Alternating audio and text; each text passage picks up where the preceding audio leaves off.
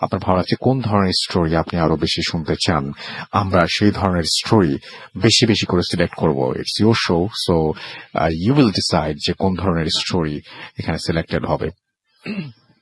শুরুতেই একটা ইমেইল দিয়ে শুরু করতে চাই আজকের ভূত এফএম, প্রতিবারের মতো পড়ছি। হ্যালো রাসেল ভাই, আমার নাম স্বপ্নীল দাস, আমি যশোর জেলার বাসিন্দা। যশোর টাউনের ওপর আমার বাড়ি। আপনি কেমন আছেন জানতে চাইবো না, কারণ আপনি সবসময় ভালোর দলেই থাকেন। আমি অনেক দূরে থাকি বিধায় স্টুডিওতে এসে ঘটনা শেয়ার করা সম্ভব না। এটি ভূত এফএম এ পাঠানো আমার প্রথম ইমেল। আমি সরাসরি ঘটনায় চলে যাচ্ছি। ঘটনা ঠিক আমার নয়, আমার বন্ধুর। ও নাম প্রকাশে অনিচ্ছুক, তাই নামটা বলছি না।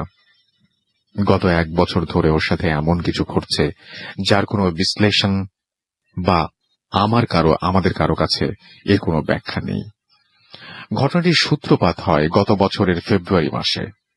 মাঝরাত ও ঘুমিয়েছিল।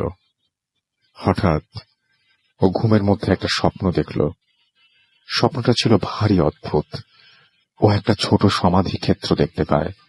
বলে রাখি, আমাদের প্রথা অনুযায়ী যে লাশগুলো দাহ করা হতো না বা যেগুলিকে মাটিতে সমাধিস্থ করা হতো যেত না, সেগুলোকে মাটিতে সমাধিস্থ করা হতো। আর এই ক্ষেত্রটি সমাধি ক্ষেত্র, যেটা দেখেই বোঝা যায় একটা 3-4 বছরের বাচ্চার সমাধির ওপর একটি মেয়ের নাম, সাথে জন্ম সাল ও মৃত্যুর সাল দেয়া রয়েছে। নামটা বলছি না, তবে মৃত্যু সালটা ঠিক আমার বন্ধুর জন্ম সালের 2 বছর আগে। সালটা ছিল 1996। আর ওই সমাধিটা থেকে কিছুটা দূরে একটা বাচ্চা মেয়ে উল্টো দিকে ফিরে দাঁড়িয়ে আছে। ওই দিনের মতো স্বপ্নটি শেষ হয়ে যায়। এরপর থেকে শুরু হয় ঘটনা। ওর চারপাশে ও কিছু প্যারানরমাল ব্যাপার লক্ষ্য করতে থাকে। স্বপ্নে দেখা ওই বাচ্চা মেয়েটিকে ও বাস্তব জীবনে দেখতে শুরু করে। যেমন রাস্তার ডান পাশ দিয়েও হেঁটে যাচ্ছে, আবার বাম পাশ দিয়ে ওই মেয়েটি। আবারও দুপুরের খাবার খাচ্ছে, আবার দরজার পাশ থেকে মেয়েটি উঁকি মারছে। কখনো পুজোও করছে, মেয়েটি ওর পেছনে বসে আছে। ও মেয়েটিকে এতবার দেখেছে, কিন্তু মজার ব্যাপার হলো আজ পর্যন্ত ও মেয়েটির মুখ দেখতে পায়নি। মেয়েটির মুখ সবসময় চুল দিয়ে ঢাকা থাকত, আর মেয়েটিকে ধরতে গেলেই সে মিলিয়ে যেত। আমাদের শহর থেকে কিছুটা দূরে একটা শ্মশান আছে, আর প্রত্যেক বছর ওই শ্মশানে নামযজ্ঞ হয়। আমার বন্ধু নামযজ্ঞের অনুষ্ঠান দেখতে সেই শ্মশানে যায়। ঘুরতে ঘুরতে এমন জায়গায় চলে আসে যেখানে কিছু সমাধি ক্ষেত্র আছে। সমাধিগুলো দেখতে দেখতে একটা সমাধির ওপর চোখ আটকে যায়, আর সাথে সাথেই সে ভয়ে পুরো জমে যায়, কারণ ওই সমাধিটি ওই স্বপ্নে দেখা সেই সমাধি। নাম, জন্মসাল, মৃত্যু সব একই। ও আর ওখানে দাঁড়ায় না, বাড়িতে চলে আসে। সেদিন রাতে ও স্বপ্নে সেই সমাধিটা আবার দেখতে পায়, সাথে সেই বাচ্চা মেয়েটি। আর প্রথমবার ও কিছু কথা শুনতে পেল। কথাটি ছিল, আমরা চলে এসেছি। গলার ভয়েসটা ছিল একটা পূর্ণ বয়স্ক মেয়ের। একদিন ও দুপুরবেলা শুয়ে আছে, ও বুঝতে পারল না যে ওর পেছন দিকে কেউ এসে শুয়েছে। তারপর ওর হাত ওর গায়ে লাগলো। ওর ছোট বোন ভেবে ও হাতটি ধরল। ধরেই বুঝতে পারল এটি ওর ছোট বোনের হাত নয়, কারণ হাতটি আকারে বেশ বড় ছিল, সাথে প্রচুর ঠান্ডা। হাতে চুড়িও ছিল। ও বুঝতে পারল ব্যাপারটা স্বাভাবিক নয়। ও মনে মনে মৃত্যুঞ্জয় মন্ত্র জপ করতে লাগলো, আর সাথে সাথে হাতটি ওর বুকের ওপর থেকে সরে গিয়ে গলা চেপে ধরল। প্রায় 10 সেকেন্ড থাকার পর ছেড়ে দিল। পরের দিন ও মাকে নিয়ে শ্মশানে যায়। শ্মশানে একটি কালী মন্দির আছে। কালী মন্দিরের সামনে আসার সাথে সাথেই ও ব্ল্যাক আউট হয়ে যায়। যখন ওর জ্ঞান ফেরে তখন অনেক লোক ওকে ঘিরে দাঁড়িয়ে আছে। ওর মাথা ওর মায়ের কোলে। ভিড় কমলে ওর মা ওকে জিজ্ঞেস করে যে ওর কি হয়েছিল। ও নাকি হঠাৎ করে মায়ের থেকে আলাদা হয়ে দোকানে চলে যায়, সেখান থেকে মোমবাতি আর ধূপ কেনে, আর তারপর নাকি ও সেই সমাধির কাছে যায়, ওই মোমবাতি আর ধূপ জ্বালে। তারপর সমাধির পাশে বসে হাউমাউ করে কাঁদতে থাকে, আর মুখে বিড়বিড় করে কি যেন বলতে থাকে, অথচ এগুলো ওর কিছুই মন নেই। ওর মায়ের মুখ থেকে শুনে ও নিজেই অবাক হয়ে যায়। সেদিন রাতেও আবার স্বপ্নে দেখে সমাধিটি। এবার অদৃশ্য কোনো কণ্ঠ বলছে, চলে এসো। এবার চলে এসো। ও পালাতে চেষ্টা করলো, আর তখনই একটা গর্তে ওর পা ঢুকে যায় এবং স্পষ্ট বুঝতে পারে যে কেউ ওর পা চেপে ধরেছে। ওর স্বপ্নের ভেতরেই ব্যথা অনুভব করে, ওর ঘুম ভেঙে যায়। ওর বাম পাটা তখনও ব্যথা করছে, আর সেই জায়গাটায় 5টা আঙুলের দাগ। আগেও একটি মেয়েকে দেখতে পেত, আর এরপর থেকে একটি পূর্ণ বয়স্কা মেয়েকে দেখতে পায়। সে বাচ্চা মেয়েটির হাত ধরে দাঁড়িয়ে থাকে। ও আর সহ্য করতে পারে না। এই সব ঘটনা ও গুরুদেবের সাথে শেয়ার করে। গুরুদেব বলেন যে ওর সাথে যেটা ঘটছে তা ওর কোনো পাপের ফল, আর এই ঘটনার সাথে ওর পূর্বজন্মের যোগাযোগ আছে। আপনি হয়তো জানেন যে হিন্দু ধর্ম পুণ্যজন্মে বা পুনর্জন্মে বিশ্বাস করে। গুরুদেব আরো বলেন যে ওই বাচ্চা মেয়েটি সাথে ওর বাহ্যিক বা অভ্যন্তরীণ কোনো যোগাযোগ আছে। গুরুদেব ওকে একটা মাদুলি দেন। ওর ডান হাতে বাঁধা থাকে সেটি। ভেতরে 2 দিন ওর কোনো ঘটনা ঘটে না, কিন্তু 3য় দিনে রাতে ও শুনতে পায় কে যেন ওর ঘরে বসে কাঁদছে। আবছা আলো আঁধারিতে দেখতে পায় সেই বাচ্চা মেয়েটিকে দেখে ওর শরীর নিস্তেজ হয়ে যায়, চোখ বুজে আসে। আবারও সে নিজেকে হারিয়ে ফেলে। আবারও স্বপ্নে দেখতে পায় মেয়েটি বলছে মাদুলিটি খুলে ফেলতে। সকালবেলা ওর ঘুম ভাঙে, আর হাতের দিকে নজর পড়তে সে দেখে মাদুলিটা নেই। ও সারা ঘর তন্ন তন্ন করে খোঁজে, কোথাও পায় না। বাইরে থেকে কেউ নিতে পারবে না, কারণ দরজা ভেতর থেকে বন্ধ। তাহলে মাদুলিটি গেল কোথায়? এর উত্তর আজও খুঁজে পাওয়া যায়নি। এখনো সে ওই বাচ্চা মেয়েটিকে স্বপ্নে, বাস্তবে, সর্বত্রই দেখতে পায়। রিসেন্টলি ও এই ঘটনাটি আমার সাথে শেয়ার করে। আমরা 2 বন্ধু মিলে সিদ্ধান্ত নেই যে খুব শীঘ্রই আমরা শ্মশানের সমাধিটির কাছে যাব, আর সমাধিটা কার জানার চেষ্টা করব। অর্থাৎ মেয়েটির পরিচয় কি, তার পরিবার কোথায় থাকে, এ সমস্ত জানব। দোয়া করবেন যাতে আমার বন্ধুটি আবার সুস্থ জীবন ফিরে আসতে পারে। ভূত এফএমের মাধ্যমে আমি সবার উদ্দেশ্যে একটা বার্তা দিতে চাই। আমাদের পৃথিবীতে এমন অনেক কিছুই ঘটে যার কোনো বিশ্লেষণ নেই। তাই বলে ঘটনাটি মিথ্যে বলার কোনো ভিত্তি নেই। তাই আপনাদের কোনো বন্ধু বান্ধব বা আত্মীয় স্বজন যদি কোনো অদ্ভুত ঘটনা আপনাদের সাথে বিশ্বাস করে বলে বা শেয়ার করে, তবে সেটি হেসে উড়িয়ে দিবেন না। তাকে অভয় দিন, সাহায্য করুন। হতেও তো পারে সে সত্যি বলছে এবং সে বিপদের মধ্যে আছে। ধন্যবাদ। ঘটনাটি ভালো লাগলে শেয়ার করবেন। এই ছিল আমাদের প্রথম ঘটনা, এবং আশা করছি ঘটনাটি কেমন লেগেছে এটা আপনারা বলবেন, এবং অবশ্যই সেটা আমাদের ফেসবুকে আপনি জানিয়ে দিতে পারেন। এখন চলে যাব পরবর্তী ঘটনায়, এবং সেই ঘটনাটি শেয়ার করবেন বাবু ভাই। থ্যাংক ইউ রাসেল ভাই। মিস করে গেছে আপনি। হ্যাঁ, অনেকদিন পর। সেটাই। সো ঘটনাটা শেয়ার করি। হ্যাঁ, আচ্ছা, এই কাহিনীটা হচ্ছে আমাদের মোহাম্মদপুর এলাকার নতুন যে অংশটা ডেভেলপ হয়েছে, যেটা হচ্ছে আপনার ইসের মানে যেটা নাকি আপনার হাউজিং অ্যান্ড আদার প্লেসেস, ওই পাশে আরো আছে কিছু আপনার শেকের ট্যাগ, আরো পিছনে কিছু আছে, মানে অনেকগুলো হাউজিং আছে। আমি সবগুলোর নাম সঠিকভাবে জানি না, বাট এটা নতুন ডেভেলপড বলতে আমি বলবো যে আমি গত হয়তো 20 বছর বা সামথিং, মানে আমরা যখন ছোট ছিলাম, শৈশবে ছিলাম, তখন ওইসব জায়গায় নদী দেখেছি। ঠিক আছে, তো এখনো এক্সপ্যানশন হচ্ছে এবং কিছু জায়গায় হাউজিং হয়েছে, কিছু জায়গায় এখনো ফ্যাক্টরিজ আছে। এরকম একটা ফ্যাক্টরির একজন গার্ড আসলাম নামে, ও আমার কাছে শেয়ার করেছে। যাই হোক, আসলাম ওখান থেকে আজ থেকে ধরেন 4-5 বছর আগে সেখানে ও জব করতো ওই ফ্যাক্টরিতে। ওর কাজ ছিল হচ্ছে রাতের বেলা পাহারা দেওয়া। তো ও যখন প্রথম ওই ফ্যাক্টরিতে, ওটা হচ্ছে আপনার একটা স্পেসিফিক প্রোডাক্টের নাম বললাম না, অনেকে হয়তো অনেক কিছু ডিটেক্ট করতে পারে সব জায়গায়। ঠিক আছে, কোনো কিছু তৈরি হতো সেটা। ঠিক আছে, তো ওখানেও পাহারা দিত রাতের বেলা। ওর কাজ ছিল ওখানে যে মানে মেকশিওর করা যে ওখান থেকে সবকিছু ঠিক মতো আছে এবং চুরি হচ্ছে না বা এরকম। তো যখন ওই জায়গায় কাজ নেয়, জায়গাটা ছিল খুবই নীরব এবং তার আশেপাশে মোটামুটি লোক বসতি ছিল না। আরো কয়েকটা এরকম ফ্যাক্টরির মতো ছিল আর কি, ফ্যাক্টরির মতো আরো কয়েকটা ছিল। এবং রাতের বেলা শুধু দূরে ওখানে ওই বেড়িবাজ আছে, ওখানে ট্রাক এসে যাওয়া করতো আর কি। তো আসলাম যখন প্রথম ওদিকে কাজ নেয়, তো ওখানে যাওয়ার পরে বলতেছে যে ওখানে ওই একটা ওর পরিচিত একজন চা দোকানদার আর কি, তো বলছে যে তুই এখানে কাজ নিলি, এখানে তো আসলে ওই যে আগের গার্ডও থাকে না, কেউ থাকে না, ওইটা এমনি পড়ে থাকে, তুই তুই কাজ নিলি। তোকে আমার কাজের দরকার, আমি কাজ নিব না কেন, কাজ পাইছি আমি কাজ করছি। হুম হুম তো বলে কেন থাকে না, তো অনেক রকম বদনাম শোনা যায়।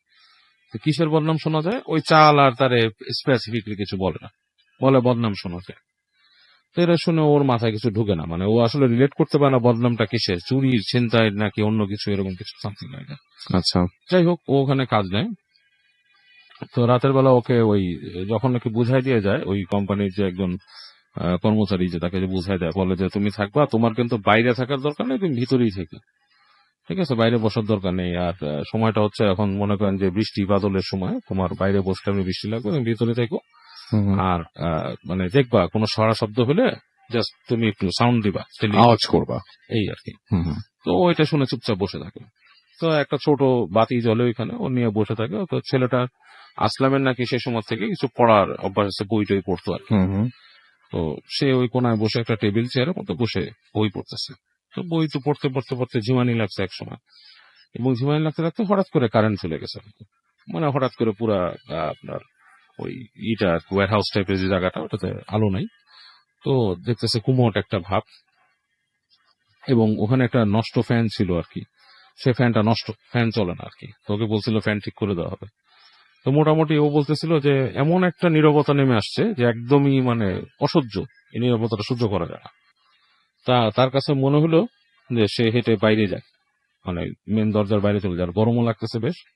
তো এটা মনে হওয়ার পরে ও যখন উঠছে চেয়ার থেকে, excuse me, হঠাৎ করে সে শুনতে পায় ওর পিছনে, মানে বেশ খানিকটা পিছনে, ওখানে মনে হচ্ছে যে কিছু মানে মানুষজন মানে মানে হামিং করতেছে, মানে কথা, মানে ফিস ফিসানি এবং হামিং, হুম হাম এরকম একটা শব্দ, মানে কিছু মানুষ একসাথে। হুম হুম তো ও বলে যে এত মানুষ, মানে মিনিমাম 8-10 জন মানুষের সাউন্ড, এবং মানে ফিস ফিসানি টাইপের, আবার হুম হাম শব্দ, মানুষ টুকরো করতে ও ভিতরে ছ্যাট করে উঠে, যে মনে করে আচ্ছা চুরি টুরি হচ্ছে নাকি, হুম ডাকাতি। হুম তো সে বাইরে যাওয়ার প্ল্যানটা বাদে, আচ্ছা এবং বাইরে যাওয়া তো ও আস্তে করে ওর যে টেবিলটা ছিল ওইখানে ঘাটে যে কিছু পাওয়া যায় কিনা। তো হাতে হাতে হাতে ম্যাচ পায়, আচ্ছা একটা ম্যাচ পায়।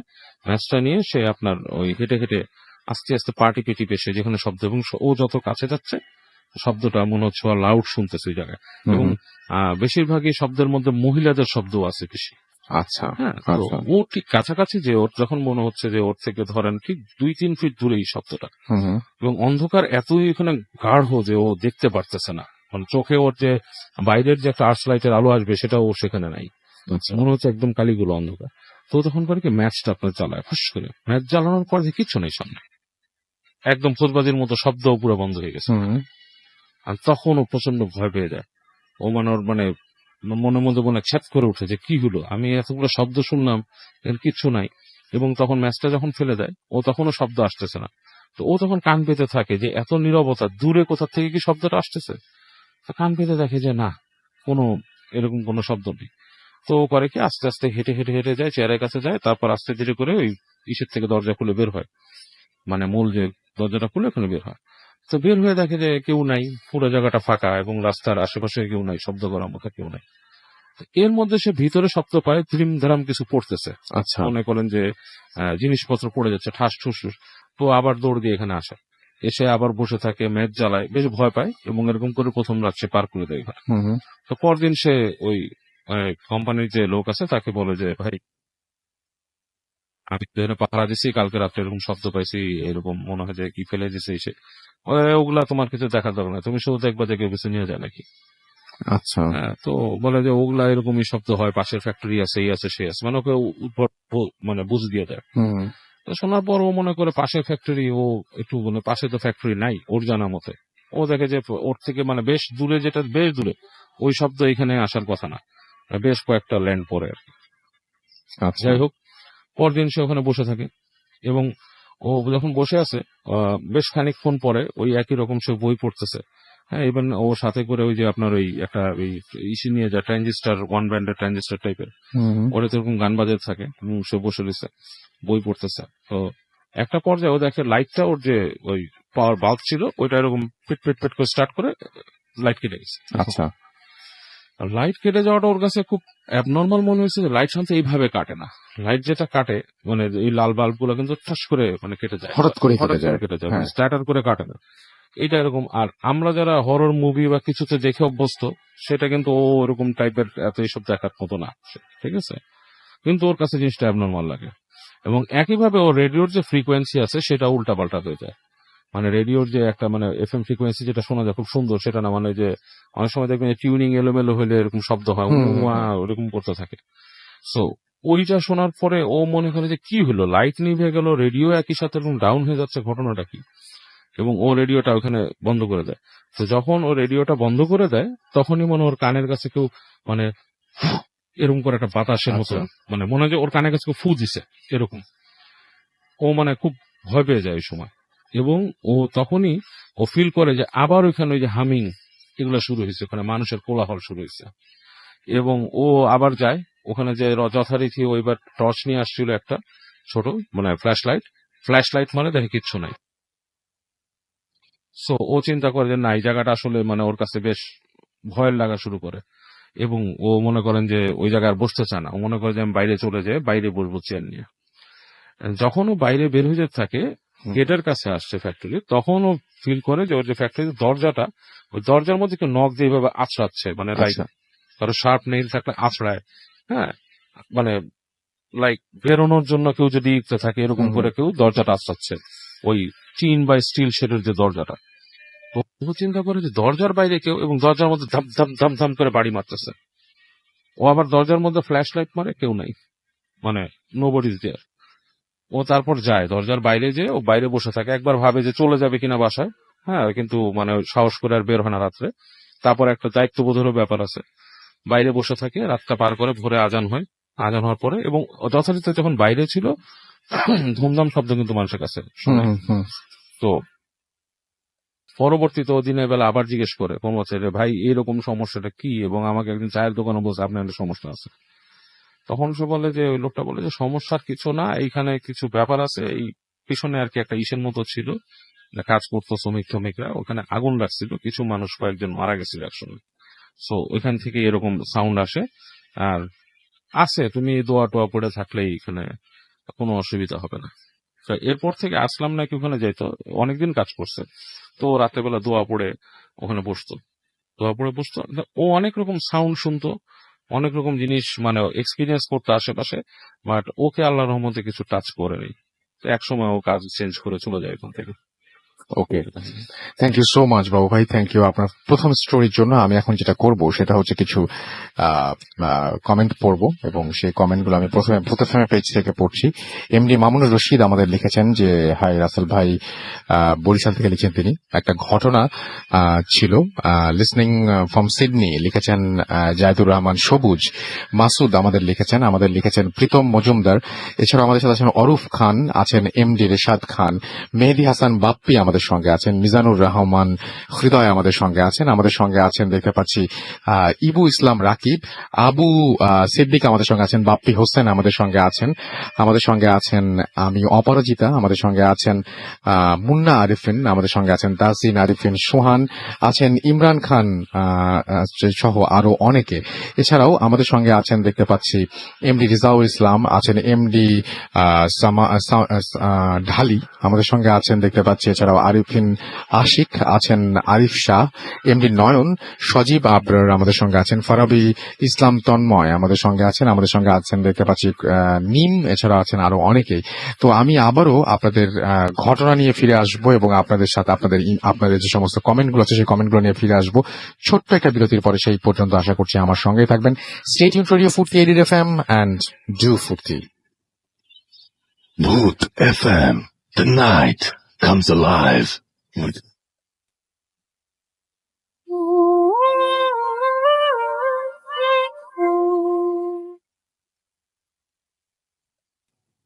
Welcome back. শুনছেন সবসময় রেডিও ফুর্তি এলিট FM, আমি রাসেল আছি সাথে, এবং চলছে ভূত FM, অসাথে রয়েছে মাসুম ভাই এবং আজকের অতিথিরা। আমি চলে যাব আমাদের দ্বিতীয় অতিথির কাছে এবং তার কাছে একটা ঘটনা শুনে আসবো। আমি আশা করছি যে এই ঘটনাটি আপনাদের আগের ঘটনার মতোই আনন্দ দেবে। হ্যালো লিসেনার্স, আমি হাসিব মিরপুর থেকে। আমি এখন যে ঘটনাটি শেয়ার করব, আমাদের এলাকায় বড় ভাই রাজু ভাই তো তার বাড়ি আবার বিক্রমপুরে। তো তার নানু বাড়ি ওখানে। তো তিনি তার নানু বাড়িতে মোটামুটি 3, 4, 5 বছর পর পরে যায়। তো একবার যখন এবার লাস্ট তিনি যখন তার নানু বাড়িতে যায়, তখন তার নানু বাড়ির দিকে একটা এরিয়া আছে। এরিয়াটা তাদের বাড়ি থেকে একটা বিশাল ক্ষেতের মতো এরিয়া, বিশাল ক্ষেতের মাঝখানে একটা জঙ্গলের মতো এরিয়া। সেই এরিয়াটা যদি ক্ষেতটা রাসেল ভাই এরকম এত বিশাল যে জঙ্গলটা মাঝখানে একটা পিঁপড়ার মতো ছোট। আচ্ছা। তো তো তার আবার এইসব প্যারানর্মাল ব্যাপারে খুব বেশি ঝোঁক। তো সে মানে বাড়িতে যাওয়ার পর শুনতে পারে যে তাকে বলে যে মানে ওই জায়গাটাতে এরকম ভূত আছে, এই সেই প্রবলেম হয়, তো ওই জায়গাটায় যাস না। তো এটা আবার ওর ছোট মামি ওনার সাথে কি ফান করে বলে, ঠিক আছে। তো তখন তিনি বলে যে আচ্ছা ঠিক আছে আমি যাব। উনি এক প্রকার বাজি ধরেই বলে যে না আমি ওখানে যাবো, কি হয় দেখবো। বলে যে আচ্ছা ঠিক আছে, ঠিক দুপুর টাইমে আর সন্ধ্যার পর থেকে রাত পর্যন্ত এই টাইমটা যাওয়া যায় না। তুমি এই 2 টাইমের মধ্যে যদি আমার একটা ওড়না ওখানে রেখে আসতে পারো তো তাহলে মানবো না, তোমার খুব সাহস আছে। তো তিনি এই কথাটা শোনার পর তো ওই জায়গাটার উদ্দেশ্যে রওনা দেয়। তো ওখানে পৌঁছানোর পর রাসেল ভাই ক্ষেতের মাঝখান দিয়ে এসে রাস্তাটা ওই জঙ্গলটা পৌঁছানোর সম্পূর্ণ ক্ষেতের মাঝখানে। সত্যি তিনি ফার্স্ট দিনের বেলা ওখানে ফার্স্টে যে ওই জায়গাটা আগে দেখে আসতে চায়, কারণ তিনি রাতের বেলা আসবে। তো তিনি ওখানে যখন পৌঁছায়, তো পৌঁছানোর পর মেঠো পথ ধরে হাঁটার পর একটা পেয়ারা গাছ, ছোট ছোট কয়েকটা পেয়ারা গাছ, তারপরে তার একটু সামনে একটা ঘাট বাঁধা পুকুর। তো তার বাম পাশে আবার একটা কবর, স্পেসিফিক ভাবে কবরটা হচ্ছে ওনাদের এলাকার নাম কয়েকজন ইসমাইল দরবেশ নামে, তো তার কবর। আর 2 পাশে 2টা বট গাছ। এই ছিল ভাই আসলে এরিয়াটা মানে এরিয়ার বর্ণনা দিলেন আপনি। ওকে। তো ওই এরিয়াটা সে দিনের বেলা দেখে আসে যে কিভাবে কি, কারণ সে রাতে এই জায়গাটা আসবে। আচ্ছা। তো সে দিনের বেলা সবকিছুই দেখে যায়, তো ভালো। তো এবার তিনি সন্ধ্যার পর পরই বের হয় যে তার মামের থেকে ওড়নাটা নিয়ে। তো তো সেই জিনিসটা আবার তার ছোট মামি শুধু জানতো, ফ্যামিলি আর কেউ, তার নানু বা নানা কেউ জানতো না যে সে ওই জায়গাটা যাচ্ছে। আচ্ছা। তো এখন তিনি রওনা দেয়। তো যাওয়ার পথে যে ওই ক্ষেতের মাঝখান দিয়ে যে রাস্তাটা ওই জঙ্গলে যাওয়ার একটাই পথ, তো সেটাতে মোটামুটি সে সন্ধ্যার পর পরই, ভালোই রাত হয়েছে, অন্ধকার, ওখান দিয়ে সে হাঁটতে শুরু করে। মোটামুটি 10 থেকে 15 মিনিট হাঁটা লাগে ওই জায়গায় পৌঁছানো পর্যন্ত। তো সে যখন আপনার মোটামুটি অর্ধেক পথ আসে, তখন দেখে যে মানে রাতের বেলা আর কি 2 পাশ থেকে 2টা গরু ওই পথের পাশে যে ঘাসগুলা থাকে না ওগুলা খাচ্ছে। তো দূর থেকে এই জিনিসটা দেখা, রাতের বেলা তো আসলে সাধারণত গরু গাভী সব তো ঘরে নিয়ে যায় ওই টাইমে, মানে এত বড় ক্ষেতের মাঝখানে থাকার কথা না। তো সে অন্য কিছু চিন্তা না করে পথটা ধরে হাঁটতেই থাকে। তো হাঁটতে হাঁটতে গরুগুলা ক্রস করে সে একটু সামনে চলে আসে। সে কি যেন চিন্তা করলো, পিছনে একটু তাকালো।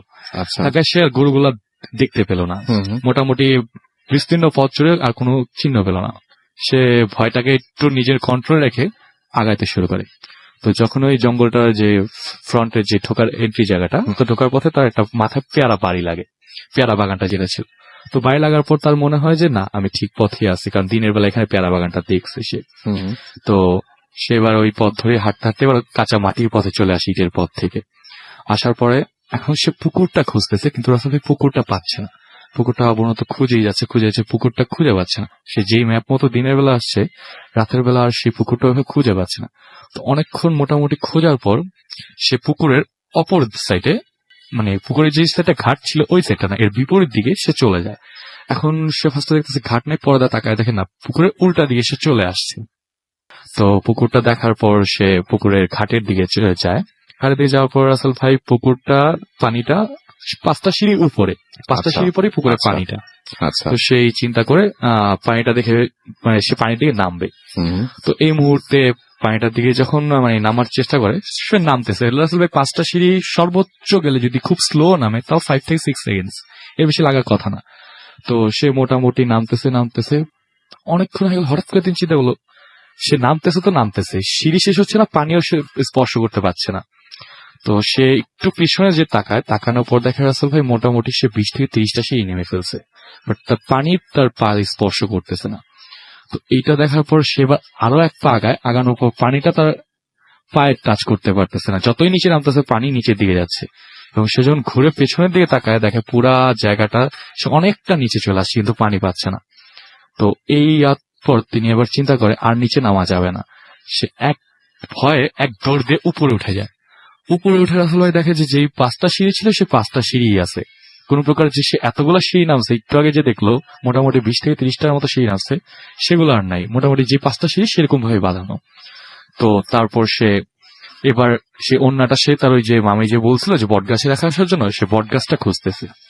তো অনেকক্ষণ খোঁজার পর সে বটগাছটা পায়। বটগাছটার মধ্যে ওন্নাটা পেঁচিয়ে রাখার পর সে এবার বাড়ির পথে দিয়ে চলে যাবে।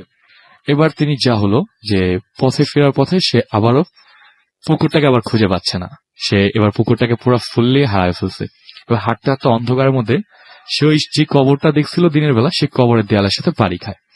তো বাড়ি খাওয়ার পরে তখন বুঝতে পারে যে না, এই পাশে কবর আছে, তার মানে বাম পাশে পুকুরটা আছে। তো এই পুকুরের এই পথটা দিয়ে চললে সে যেতে পারবে।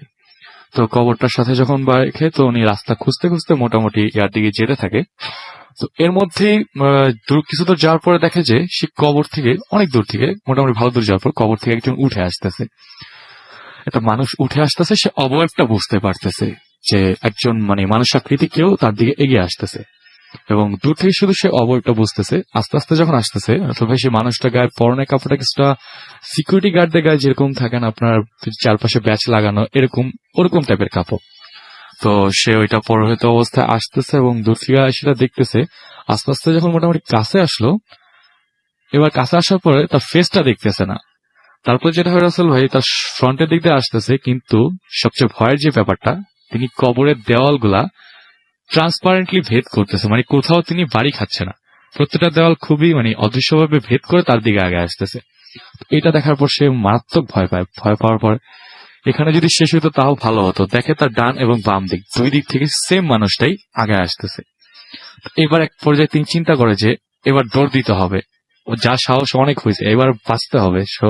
সে সেই চিন্তা করে কি করে, সে দৌড় দেওয়ার জন্য এখন মাটির নিচে হাত দেয়, যেখানে তার মাটি কিনা, কারণ রাসেল ভাই যাওয়ার পথটা হলো ইটের রাস্তা। তো সে হাত দিয়ে দেখে সে মাটির রাস্তা, তার মানে সে এখনো সঠিক পথটা পায় নাই। তো মোটামুটি যখন আরেকটু পিছনের দিকে ঢুকে থাকে, তখন যে হঠাৎ আবার সে পেয়ারাটার সাথে বাড়ি খায়। পেয়ারাটার সাথে যখন বাড়ি খায়, সে পেয়ারাটা এবার তিনি টান দিয়ে ছিঁড়ে, জিনিসটা বুঝার জন্য পেয়ারাটা টান দিয়ে ছিঁড়ার পর সে বুঝে না এবার ঠিক পথে আছে। 2 পা আগানোর পর সে ইটের রাস্তা পায় রাসেল ভাই। তো সে দেখতেছে যে ওই যে ইসমাইল দরবেশের যে কবরটা, সেখান থেকে ঝাঁকে ঝাঁকে আরো এভাবে উঠে আসতেছে তার দিকে। আচ্ছা, সে এই পর্যায়ে এবার আর কোনো কিছু চিন্তা না করে দৌড় দেয়। এক পর্যায়ে রাসেল ভাই যে ফার্স্টে যে 2টা গরু দেখছিল, সেই গরুটা ঠিক একই জায়গায় আবার ঘাস খাওয়া অবস্থায় দেখে। সে এবার সবকিছু ফেলে এক প্রকার চান নিয়ে এক প্রকার দৌড় দিয়ে কোন রকম বাসায় পৌঁছায়। পৌঁছানোর পর তার মামির কাছে যে হাঁপাইয়ে থাকে, তখন মানে তার মামি তার হাসি ঠাট্টা থামায় দেয় একবার সিরিয়াসলি, যে কি হয়েছে। নানা সবাই আসে, তখন তারা সেই বিস্তারিত ঘটনা খুলে বলার পর তার নানু তাকে অনেক বকাঝকা করে, বলে যে ওই জায়গাটা তাদের গ্রামে ইসমাইল দরবেশ, যিনি মানে খুব একজন বুজুর্গ লোক ছিল, তার কবরটা ওখানে কেউ দিনের বেলা তো যায় না, তুমি রাতের বেলা কোন সাহসে গেছো, ওখানে প্রায় ওনাকে দেখা যায়। আর ওই যে পুকুরটার কথা বলা হয়েছে রাসেল ভাই, ওই পুকুরটা খুবই একটা মিস্টেরিয়াস পুকুর। ওটাতে আপনার মানে এ পর্যন্ত প্রায় মানে অনেক অঘটনই ঘটছে। আর উনি যেটা হয় যে ওই পুকুরটাতে আসলে মানে অনেকেই যেটা বলে যে পানিটা আসলে দেখা যায় 5টা সিঁড়ি পর্যন্ত, নামতে গেলে নামতেই থাকে, এবার পানিটা স্পর্শ করতে হয় না রাসেল ভাই। এই ছিল আমার ঘটনা। ধন্যবাদ। Thank you so much. আপনার ঘটনার জন্য অনেক অনেক ধন্যবাদ। এবং আমরা সেই সাথে আরো কিছু কমেন্ট পড়ে আসবো। আপনি যেখান থেকে শুনছেন, পৃথিবীর যে প্রান্ত থেকে আপনি শোনেন না কেন, আপনি ভূত এফএম-এর একজন, এবং আপনি চলে যেতে পারেন আমাদের পেজে www.facebook.com/rirotfurti and www.facebook.com/bhutfm.russell। আমার নামের স্পেলিংটা হচ্ছে RUSSELL, রাসেল। তো যাই হোক, আমরা এখন যেটা করব সেটা হচ্ছে কিছু মেসেজ পড়ে আসবো যেটা ফেসবুকে আপনি লিখেছেন এই মুহূর্তে। হ্যালো রাসেল ভাইয়া, আজকের স্টোরিগুলো অসাধারণ ছিল, thank you so much for being with us. Listening from Barishal লিখেছেন আকরা বিন, আমাদের সাথে লিখেছেন ফরদিন। আগের মেসেজটা পড়লাম। সুজন ফারাউজি আমাদের সাথে লিখে আছেন এবং তিনি শুনছেন। আমাদের সঙ্গে আছেন দেখতে পাচ্ছি মুখলেসুর রহমান, আমাদের সঙ্গে আছেন নওশাদ সরকার, এছাড়াও আছেন হোসেন ইরশাদ, আসিফুর রহমান, আকাশ আমাদের সঙ্গে আছেন, সাদমান রোহিত সাদমান আমাদের সঙ্গে আছেন দেখতে পাচ্ছি, এমডি তাইহিদ ইসলাম আমাদের সঙ্গে আছেন দেখতে পাচ্ছি, এছাড়াও তুষার আছেন, জাহিদ হাসান, এছাড়াও সাইফ খান সাকিব ঢাকার মিরপুর থেকে শুনছেন তিনি আমার সাথে আছেন এই মুহূর্তে দেখতে পাচ্ছি। এমডি মেহেদি মোল্লা আমাদের সঙ্গে আছেন, এছাড়াও রিদওয়ান রাফি, আরিফ হাসান আমার সঙ্গে আছেন এবং তিনি শুনছেন এই মুহূর্তে অ্যাপ দিয়ে এবং সেই ছবি আপলোড করেছেন। আমার সঙ্গে আছেন শাকিল নিখিল আরিফিন, এবং তারাও শুনছেন সবাই একসঙ্গে, এবং তাদের সবার ছবি যেটা সেটা গ্রুপ ফটো সেটা আপলোড করেছেন। এছাড়াও আছেন আরো অনেকেই। কাতার থেকে শুনছেন পলাশ রায়, এবং তিনি অ্যাপ দিয়ে শুনছেন, ছবি আপলোড করেছেন। নোয়াখালী থেকে শুনছেন নির্জন প্রতীক। এছাড়াও মাসুদ আমাদের সঙ্গে আছেন মিনহাজ, এবং এছাড়াও আছেন আমাদের সঙ্গে লেবানন থেকে আরিফ আসলাম, সিলেট থেকে আছেন আলী আকবর। এছাড়াও আছেন আরো অনেকেই। আমাদের রেডিও ফুর্তির পেজেও অনেকেই লিখছেন। তার আগে সেই সমস্ত কমেন্টে যাওয়ার আগে আরো একটি ঘটনা, যে ঘটনাটি আমাদের একজন লিসেনার পাঠিয়েছেন, এবং সেই ঘটনাটি আমি পড়ে শোনাচ্ছি। আশা করছি যে আগের মতো এই ঘটনাটিও আপনাদের অনেক বেশি আনন্দ দিবে। তো চলে যাচ্ছি ঘটনায়। যেভাবে লিখছেন আমি ঠিক সেভাবেই পড়ছি। হ্যালো রাসেল ভাইয়া, সালাম নেবেন। আমি জিহাদ। কেমন আছেন জিজ্ঞেস করাটা বৃথা, কেননা আপনি সবসময় ভালোর তলে। আমি কানাডায় বসবাস করছি, তাই স্টুডিওতে আসা সম্ভব না। আশা করি আমার ঘটনাটা সবার মাঝে তুলে ধরবেন। অডিও ক্লিপ দিলাম না, কারণ আমার ভয়েসটা তেমন ভালো না। সরাসরি ঘটনায় চলে যাচ্ছি। ঘটনাটা খুব রিসেন্টলি ঘটেছে। আমি আগেই বলে রাখি, আমি খুব কৌতূহলী একটি ছেলে। অনেক আগে থেকেই ভূত এফএম শুনি। যখন বাংলাদেশে গ্রামের বাড়িতে থাকতাম, তখন অ্যান্টেনা বানিয়ে ভূত এফএম শুনতাম। আমি জানুয়ারি 2 তারিখ 2018-তে কানাডায় পড়তে আসি। আমি ব্রিটিশ কলম্বিয়া স্টেটের একটা শহরে থাকি। এখানে এসে বাসা না পেয়ে অনেক পুরাতন একটা মোটেলে উঠেছি 4 মাসের চুক্তিতে। মোটেলটা এতই পুরনো, এখানকার সব থেকে পুরনো বলে সবাই জানে। সাধারণত কেউ পার্মানেন্টলি এখানে থাকে না। ভ্রমণ করতে এসে কেউ দিন কয়েকের জন্য এখানে ওঠে। তো ঘটনার প্রথম দিন আমি আমার মিস হয়ে যাওয়া ভূত এফএম ইউটিউব থেকে শুনছিলাম।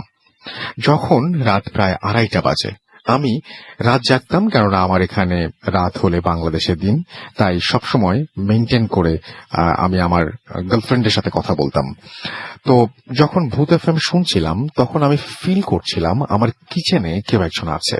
এভাবে কিছুক্ষণ চুপচাপ ফিল করলাম, আর একটু ভয় পেতে লাগলাম। পরে ভাবলাম ভয়ের ঘটনা শুনছি, তাই হয়তো হ্যালোসিনেশন হচ্ছে। কিন্তু কিছুক্ষণ পর তাতে আমার ধারণা ভেঙে গেল। আমি দেখলাম কিচেনের ইলেকট্রিক যে চুলা আছে সেটি অন আছে, এবং লাল লাইটটা জ্বলছে। আমি কিন্তু চুলা সেদিন অন করিনি, কেননা আমি সেদিন রান্না করিনি। আমি রুমে আসতেও পারছি না। আমার কাছে অনেকটাই অন্যরকম মনে হচ্ছে ব্যাপারটা। আমি মোটেলের কাউকে না বলে পরের দিন একটা মুভি দেখছিলাম, আর অপেক্ষা করছিলাম আজকেও কিছু ঘটবে কিনা, কেননা আমি আগেই নোটিস করেছি, এবং আমি আগেই ব্যাপারটা নোটিস করেছি, কিন্তু কোন একটা অস্বাভাবিকতা এখানে আছে, এবং আমি আগেই বলেছি আমি একজন কৌতূহলী মানুষ। ঠিক পরের রাতে আমি শুয়ে অপেক্ষা করছিলাম। সেদিনও একই ঘটনা ঘটল, কিচেনের চুলা অন করা।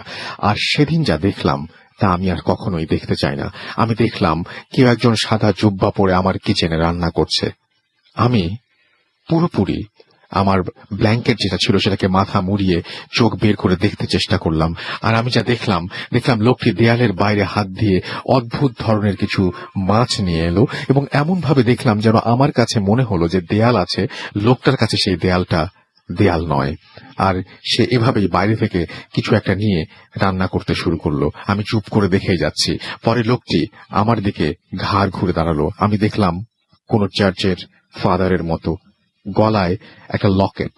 আমি খুব ভয় পাচ্ছিলাম। আমার ফোনটা বেজে উঠল, আমার গার্লফ্রেন্ডের ফোন। সাউন্ড হওয়ার সাথে সাথে সবকিছু অদৃশ্য হয়ে গেল। পরের দিন আমি ভার্সিটিতে গিয়ে কয়েকজন বাংলাদেশি স্টুডেন্টের সাথে আমার ঘটনাটা শেয়ার করলাম। তাদের মধ্যে একজন বলল, এই মোটেলে একটা ভয়ানক অতীত আছে। আমি বাসায় এসে প্রতিদিনের মতো রাত জেগে থাকতাম, আর সেদিন আলাদা কিছু ঘটল না, কিন্তু যা ঘটল সেটা আরো ভয়ানক। সেদিন রাতে আবার সেই লোকটা আসলো, কিন্তু সেদিন যা হলো, লোকটি কিচেন থেকে আমার বিছানার পাশ দিয়ে টেলিভিশনের কাছে এসে দাঁড়ালো। আমি দেখলাম লোকটি যেন শূন্যে ভাসছে, এবং সেদিন তার চেহারাটা এমন ভয়ানক ছিল যেন অনেকগুলো ফাটা চির ধরা দাগ, আর চোখটা সাদা বর্ণের। আমি খুব ভয় পাচ্ছিলাম, আমার শরীর ঘামে প্রায় ভিজে গেছে। তারপর আমি দেখলাম লোকটা একটা রশ্মি বের করে ওপর থেকে টানিয়ে নিজেই ফাঁসিতে ঝুলে গেল, আর হাওয়ায় মিলিয়ে গেল। সব থেকে রহস্যময় কথা হলো, আমার রুমের ওপরের দেয়ালে রশ্মি ঝুলানোর কোনো জায়গা নেই। আমি খুব ভয় পেয়ে সেই রাত পার করলাম আমার গার্লফ্রেন্ডের সাথে কথা বলতে বলতে। পরে পাশের সুপার শপে এক বাংলাদেশি ভাইয়ের কাছে সব বলে জানতে পারলাম যে এই মোটেলের কোনো এক রুমে এক খ্রিস্টান লোককে মেরে তাকে ফাঁসিতে ঝুলিয়ে দেওয়া হয়েছিল। সেও অনেক আগের কথা। তখন রুমে পাখা ছিল। আমি আজও সেখানেই আছি, কেননা আমি বাসা পাইনি। এরপর আমি আর কিছু দেখিনি, আর দেখতেও চাই না। আমি ভাবতাম আমার সামনে সব পড়ে না কেন, আর এখন ভাবি আর যেন কোনোদিন না হয় সব আমার সাথে। ভালো লাগলে পড়ে শোনাবেন। এরপরে কিছু ঘটনা আমি ইমেইল করে দেব। এই ছিল ঘটনা, এবং এই ঘটনার পরপরই আমি চলে যাব আমাদের পরবর্তী কিছু কমেন্টের জন্য, এবং সেই কমেন্টগুলো আমাদের কাছে আমাদের যারা লিসেনার বিভিন্ন জায়গা থেকে শুনছেন তারাই লিখছেন, এবং তিনি বলছেন যে আরো ভয়ঙ্কর ঘটনা শুনতে চান। আমরা চেষ্টা করছি। আমাদের সঙ্গে আছেন, দেখতে পাচ্ছি সাদিকুর রহমান, এবং তিনি আমাদের সঙ্গে আছেন। আমাদের সঙ্গে আছেন ইয়াসিন আরাফাত, এবং তারা সবাই ফ্রেন্ডরা মিলে শুনছেন। নোয়াখালী থেকে শুনছেন নওশিন তাবাসসুম। উত্তম আমাদের সঙ্গে আছেন। আমাদের সঙ্গে আছেন সৈয়দপুর থেকে আরিয়ান খান। এছাড়াও ফয়সাল আছেন আমাদের সঙ্গে। আমাদের সঙ্গে আছেন, দেখতে পাচ্ছি রাজশাহী থেকে রাউফ ইসলাম। এছাড়াও আছেন আমাদের সঙ্গে তাসফিয়া বৃষ্টি, আছেন আমার সঙ্গে সাকিব রাজ। এছাড়াও মাধবদী থেকে শুনছেন এমডি নুর আলম। আশফিকা তৃষা আমাদের সঙ্গে আছেন। আমাদের সঙ্গে আছেন পরাগ কুমার বিশ্বাস। সামনে এইচএসসি এক্সাম, ভূত এফএম তারপরেও শুনছেন না। এখন ভূত এফএম শোনা যাবে না, এবং এখন যেটা করতে হবে আপনাকে পড়াশোনা করতে হবে, নাহলে ভূত এফএম শোনা চিরদিনের জন্য বন্ধ হয়ে যেতে পারে। প্রিন্স রয় আমাদের সঙ্গে আছেন সৌদি আরবিয়া থেকে, এবং তিনি অ্যাপ দিয়ে শুনছেন, অ্যাপের ছবি আপলোড করেছেন। আমাদের সঙ্গে আছেন, দেখতে পাচ্ছি নাজমুল হাসান, তার কাছে ভালো লাগছে। সাগর আমাদের সঙ্গে আছেন। আমাদের সঙ্গে আছেন, দেখতে পাচ্ছি রুবেল হাসান। এছাড়াও এমডি সানি আমাদের সঙ্গে আছেন, এবং তিনি বলছেন যে তার ওখানে এখন রাত 3:37 বাজে, এবং তিনি সেখান থেকে শুনছেন। কোথা থেকে শুনছেন লেখেননি, তবে 3:37 কোথায় বাজতে পারে আমি ঠিক জানি না এই মুহূর্তে। ফয়সাল মাহমুদ আমাদের সঙ্গে আছেন। আমাদের সঙ্গে আছেন সাকিব ওয়াজেদ নয়ন। আমাদের সঙ্গে আছেন, দেখতে পাচ্ছি বিদয়। এছাড়াও তাসফিয়া আমাদের সঙ্গে আছেন। আমাদের সঙ্গে আছেন আশফিকা জাহান তৃষা। এছাড়াও আমাদের সঙ্গে আছেন সাউদি ফাহিম। থার্ড স্টোরিটা অসম ছিল, তিনি লিখেছেন। আমাদের সঙ্গে আছেন, দেখতে পাচ্ছি এছাড়াও আরো অনেকেই। আপনি চলে আসুন আমাদের ফেসবুক পেজে, চলে আসুন www.facebook.com/radio.furti and www.facebook.com/bhutfm.russell। এই দুটো পেজে আমাকে যদি ইমেইল করতে চান, আমার ইমেল অ্যাড্রেস হচ্ছে bhutfm@radio50.fm, which is bhwtfm@radio.fm। আপনার ঘটনা শুরুতে অবশ্যই উল্লেখ করুন যে আপনি ঘটনাটি স্টুডিওতে এসে শেয়ার করতে চান, নাকি আপনি চান আপনার ঘটনা আমি পড়ে শোনাই। যারা দেশের বাইরে রয়েছেন তারা সরাসরি অডিও ক্লিপ পাঠিয়ে দিতে পারেন, বা সরাসরি আপনার ঘটনা লিখে পাঠাতে পারেন, এবং আপনার ঘটনা আমরা পড়ে শোনাবো। একটু আগেও কানাডা থেকে পাঠানো একটা ঘটনা পড়ে শুনিয়েছি। এখন চলে যাব বাবু ভাইয়ের কাছে, এবং বাবু ভাই আপনি মানে একটা লং টাইম আপনার বেড়ে ওঠা ইউএসএ তে, রাইট? সো আজকে কি আমরা সেখানকার ঘটনা শুনবো না দেশের ঘটনা শুনবো? রাইট, তো আমরা ফ্লোরিডার একটা ঘটনা শুনে ফেলি তাহলে। এটা হচ্ছে মানে কাহিনীটা ফ্লোরিডার একজন বলেছে, বাট কাহিনীটা ফ্লোরিডার না আর কি। আচ্ছা। বা মূলত কাহিনীর মূল অংশটা হচ্ছে বাইরের। এটা আমাকে বলেছিল আন্দ্রে নামে একজন। তো ও আপনার তার একটা সময় ছিল যে সময় সে ইউরোপে ওর বাবা মা নিয়ে যেত ওকে ট্রাভেল করতে। আচ্ছা। তো আন্দ্রের বাবা মার সাথে সে গিয়েছিল হচ্ছে আপনার জার্মানিতে বেড়াতে। তো সেখানে বিভিন্ন জিনিস দেখতে দেখতে একটা আপনার হিস্ট্রিক প্লেসে যায়। সেখানে একটা ক্যাসেল ছিল। ক্যাসেলটা আপনার সবার জন্য আর কি দেখার মতো আর কি উন্মুক্ত ছিল আর কি। তো ছোট বড় অনেক ক্যাসেল আছে, এর মধ্যে ওরা যেটা চায় সেটা একটা ছোট ক্যাসেল। তো সেখানে ঘুরতে ঘুরতে বিভিন্ন জিনিস দেখে। তখন অ্যান্ড্রে তখন হাই স্কুল পাস করছে আর কি, এরকম একটা বয়স। তো ঘুরতে ঘুরতে বিভিন্ন জিনিস দেখে, মানুষের বিলঙ্গিংস এন্ড স্টাফ। তো বলে যে এটা হচ্ছে একজন ওখানকার জমিদার আর কি, ক্যাসেল ছিল আর কি। আচ্ছা। হ্যাঁ, তো জমিদার বলতে ওখানে কাউন্ট ভাইস রয় অনেক কিছু ছিল এরকম আর কি। সো এনিওয়েজ আমি জমিদার বলছি মানুষের বুঝতে সুবিধা হবে। হ্যাঁ, নো প্রবলেম। যাই হোক, তো ও দেখতে দেখতে বিভিন্ন জিনিস দেখে এবং সবকিছু ওর কাছে মানে বেশ মানে ডিফারেন্ট লাগে। ও একটা জগতেই হারায় যায় ওখানে ঘুরতে ঘুরতে। কাজ লাইক ওর কাছে মনে হয় যে এটা আজ থেকে 200 বছরের পুরানো বা 400 বছরের পুরানো, এরকম মনে হতে থাকে বিভিন্ন জিনিস নিয়ে। সো এগুলো করতে করতে ও ওখানে যায়, একটা নোটবুক দেখে, এগুলো টাচ করা নিষেধ সব। সো যেটা হয় ও করে কি, নোটবুকটা টাচ করে এবং ও ফ্লিপ করে পেজ উল্টায়। এর মধ্যেই ওকে ওখানকার কিউরেটার যে ছিল চলে আসে, সে বলে যে you can not touch this thing, এটা টাচ করা যাবে না, তুমি টাচ করছো কেন, এটা প্রিন্ট করছে এবং অনেক কিছু বলে। সো অনেক এক্সট্রিমলি সরি টরি বলে ওদেরকে, এবং মানে like kind of like humiliate করে, অপমান করে দেয় ওখানে, Right. এরকম একটা ব্যাপার। Okay. তোর বাবাও বলে যে আসলে আমরা ছেলে বুঝতে পারে নাই, তোমরা তো এটাকে কাচের মধ্যে ঢেকে রাখা দরকার ছিল যদি তোমাদের এরকম থাকতো। তো বলতে তোমরা সাইন পড়ো নাই, এটা আজ করার কিছু নাই, এত তোমরা এত কেন, অসভ্য কেন, এই ধরনের অনেক কিছু বলে আর কি। যাই হোক, রাগ করে ওরা চলে আসে ওখান থেকে। তো চলে আসার পর যেটা হয়, আন্ডার দ্যাট ভেরি ডে, তো ওরা যখন শহরে চলে আসে জার্মানির, এসে রাতে ঘুমাচ্ছে, সো ও একটা স্বপ্ন দেখে। স্বপ্নটা বেশ উইয়ার্ড ছিল। স্বপ্নের মধ্যে ও দেখতে থাকে যে ও যে গেছিল ক্যাসেলে, ওখানে একটা রুমে ও শুয়ে আছে, ঘুমে আছে, বিশাল একটা বিছনা আর কি, বিশাল একটা খাট পাতা, বড় পালঙ্ক পাতা, আচ্ছা সেখানে শুয়ে আছে, এবং জানালাগুলো দিয়ে বাতাস আসছে, আচ্ছা জানালা খোলা, এবং ও যে শুয়ে আছে এটা দিনের বেলা, ও স্বপ্নে দেখতেছে দিনের বেলা আর কি, যে আলো চারিপাশে, এবং বাতাস আসছে প্রচুর, বাতাসে পর্দা উঠতেছে। তো এই সময় ও দেখে যে স্বপ্নের মধ্যে একটা মহিলা ঢুকছে, লম্বা মতো একটা মহিলা, এবং তার মাথার মধ্যে লাইক গাউন টাইপের পরা, মাথার থেকে জিনিসটা আচ্ছা। আসছে আর কি এরকম, এসে ওর ঠিক মুখের কাছে ঝুঁকে আসে ফিস ফিস করে কিছু একটা বলে ডিফারেন্ট ভাষায়, এবং ওইটা ও এত ফিল করে যে মনে হচ্ছে যে একদম মানে ওর রিয়েল লাইফে জিনিসটা পড়ছে। সো ওর কাছে জিনিসটা আসলে মানুষের কেমন যেন একটু ভীতিকর মনে হয় জিনিসটা, ঠিক আছে। ও ঘুম থেকে লাফ দিয়ে উঠে যায়, আচ্ছা ঘুম থেকে লাফ দিয়ে উঠে যেয়ে দেখে তখন রাত, এবং আশেপাশে কেউ নাই রুমের ভিতরে, এবং ওর মানে খুব ভয় লাগতে থাকে। সো হোয়াট হ্যাপেন যে ও ওই দিন রাত ওরা চলে আসে, ওরা এখান থেকে এসে পরে আবার আমেরিকায় ব্যাক করে, এবং প্লেনের মধ্যে যখন ও শুয়ে থাকে, এই সময় যখন নাকি ওর একটু একটু মানে কি আপনার ডোজড অফ হয়, একটু মানে নিদ্রা মানে ঘুম চলে আসে যখন, এই ঘুমের মধ্যে ও বিভিন্ন রকম ডেজাভু দেখতে থাকে, আচ্ছা যে লাইক ফ্ল্যাশ টাইপের এরকম, যে ওই ক্যাসেল, ওই সংক্রান্ত জিনিস, মানে ইট ইজ সামথিং। রাসেল ভাই অনেক সময় এটা বলে নেই আমি কিছুটা, মানুষেরকে যখন না কোনো কিছু পজেস করে, অথবা মানুষ যখন কোনো কিছু দ্বারা মানে টাচড হয়, হ্যাঁ, মানে কেউ তার উপর নজর রাখা শুরু করে, এই ধরনের জিনিস, অতি প্রাকৃত কোনো জিনিস, সে কিন্তু এই ধরনের জিনিসের সম্মুখীন হওয়া শুরু করে ফার্স্ট প্লেস। আসলে ওর এইটাই হচ্ছিল জিনিসটা। সো এরকম করতে করতে সে আপনার চলে আসে, মানে ওরা আমেরিকায় চলে আসে, এবং ওদের দিন চলতে থাকে, এবং ও যে বাসায় থাকে ওই বাসাতে তখন ও প্রথম এই স্বপ্নগুলা মানে খুব ব্যাপকভাবে দেখা শুরু করে। আচ্ছা যে স্বপ্নের মধ্যে দেখে যে এরকম একটা মহিলা, কিন্তু চেহারাটাও মনে রাখতে পারে না। হুম। যখন ঘুম ভেঙে যায় চেহারাটার মনে থাকে না, কিন্তু ওর মনের মধ্যে ভয়টা কাজ করে। তো ফার্স্ট টাইম ওদের একটা এনকাউন্টার করে একদিন, সেটা হচ্ছে যে ওদের বাসায় কেউ ছিল না দুপুরবেলা, ও শুয়েছিল। তো হঠাৎ করে ও ফিল করে যে ওর যে ক্লোজেট, ওই ক্লোজেটের ওখান থেকে মানে এই কাপড় যেগুলো আছে ওগুলো মনে হচ্ছে কেউ সরাচ্ছে, সাইড করতেছে। সো ও ওখানে ওই ক্লোজেটে কাপড় কে সরায়, ওর তো কেউ নাই, ওর মাও নাই বাসায়, ওর সামনে যায়, সামনে যায় দেখে যে ক্লোজেট খুলে দেখে কেউ নাই। আচ্ছা এবং পরবর্তী লাইক ভেরি শর্ট টাইমের মধ্যেই বাথরুমের ভেতর থেকে শব্দ আসতে থাকে, লাইক কেউ কল ছাড়তেছে, কিছু করতেছে, এরকম কিছু একটা জিনিস।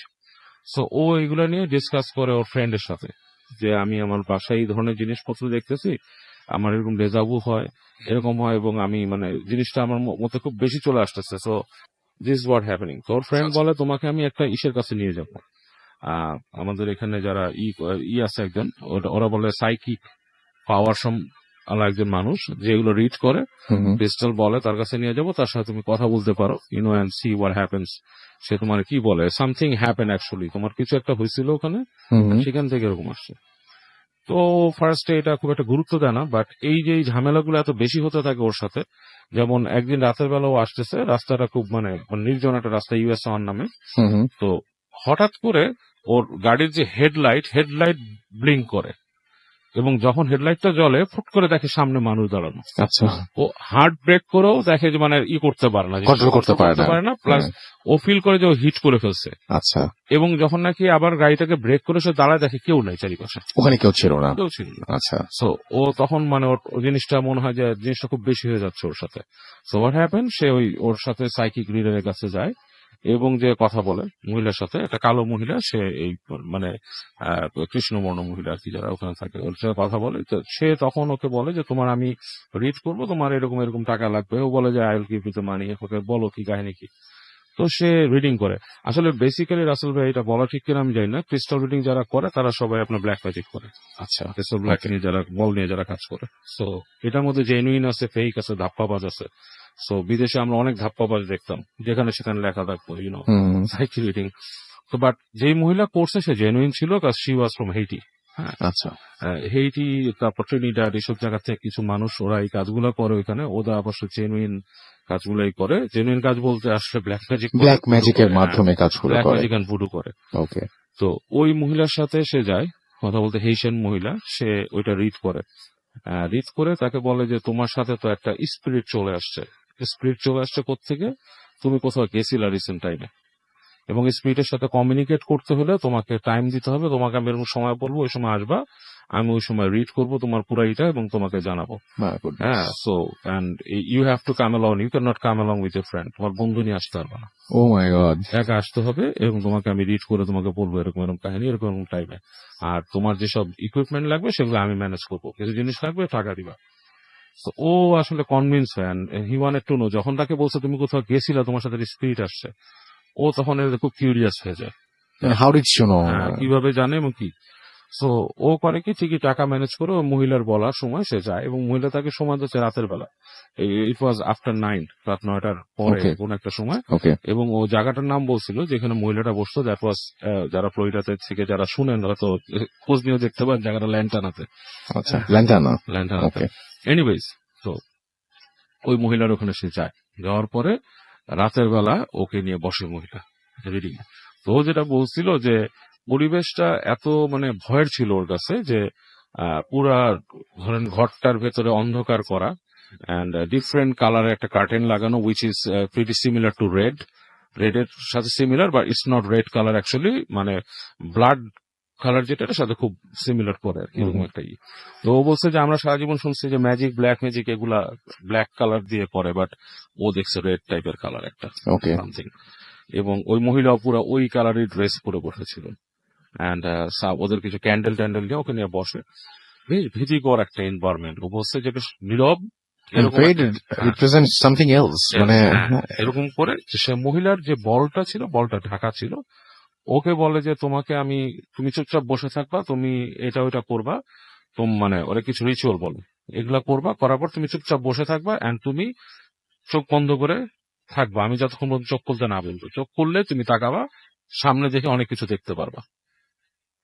তো এরকম একটা সিচুয়েশনে ও বসে থাকে, এরকম হয়, মহিলা ওকে বসতে বলে, এবং ও অনেক রকম হুইসপারিং শুনতে থাকে চোখ বন্ধ করা অবস্থায়। মনে হচ্ছে যে কেউ একজন আছে রুমের মধ্যে, এবং হুইসপারটা নট লাউড, হালকা শব্দ, হুইসপার টাইপের।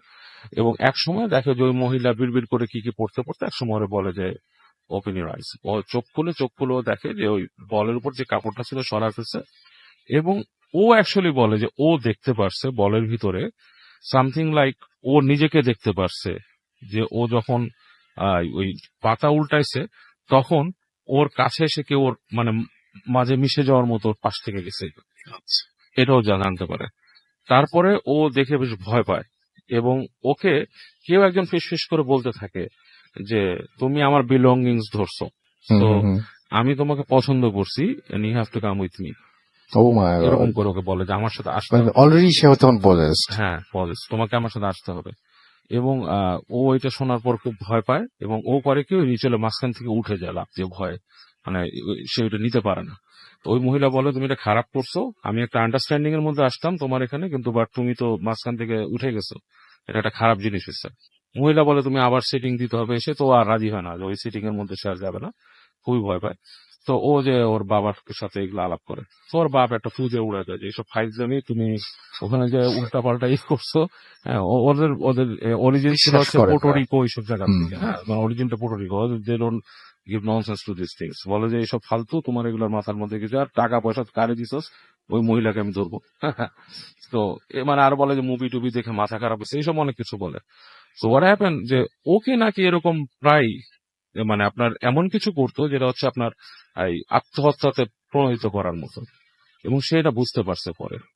যেমন দেখা যেত যে ওরে বিচে নিয়ে সমুদ্রে গেছে, হাঁটতেছে হাঁটতে হাঁটতে পানির অনেক দূরে চলে গেছে, ওর গার্লফ্রেন্ডের সাথে ব্রেকআপ হয়ে গেছিল ওর।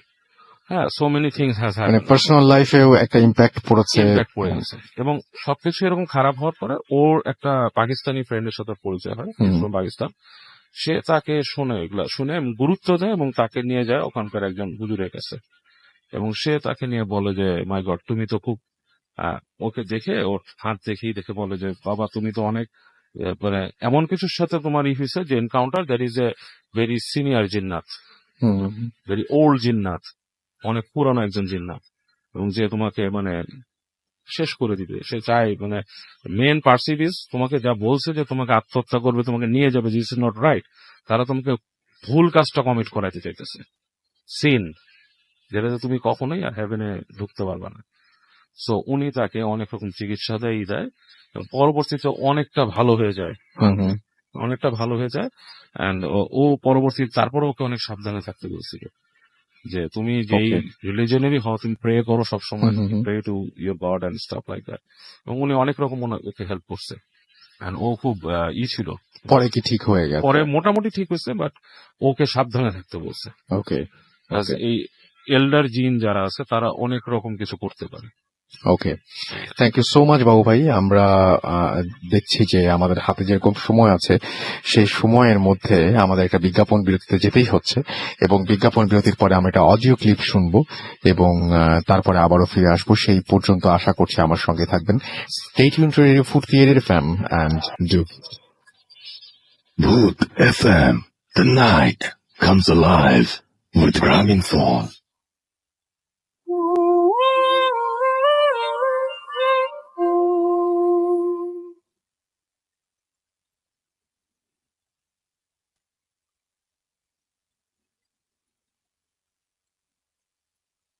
আসসালামু আলাইকুম রাসেল ভাইয়া, আমি ফারজান আক্তার বিথি চিটাং থেকে বলছি।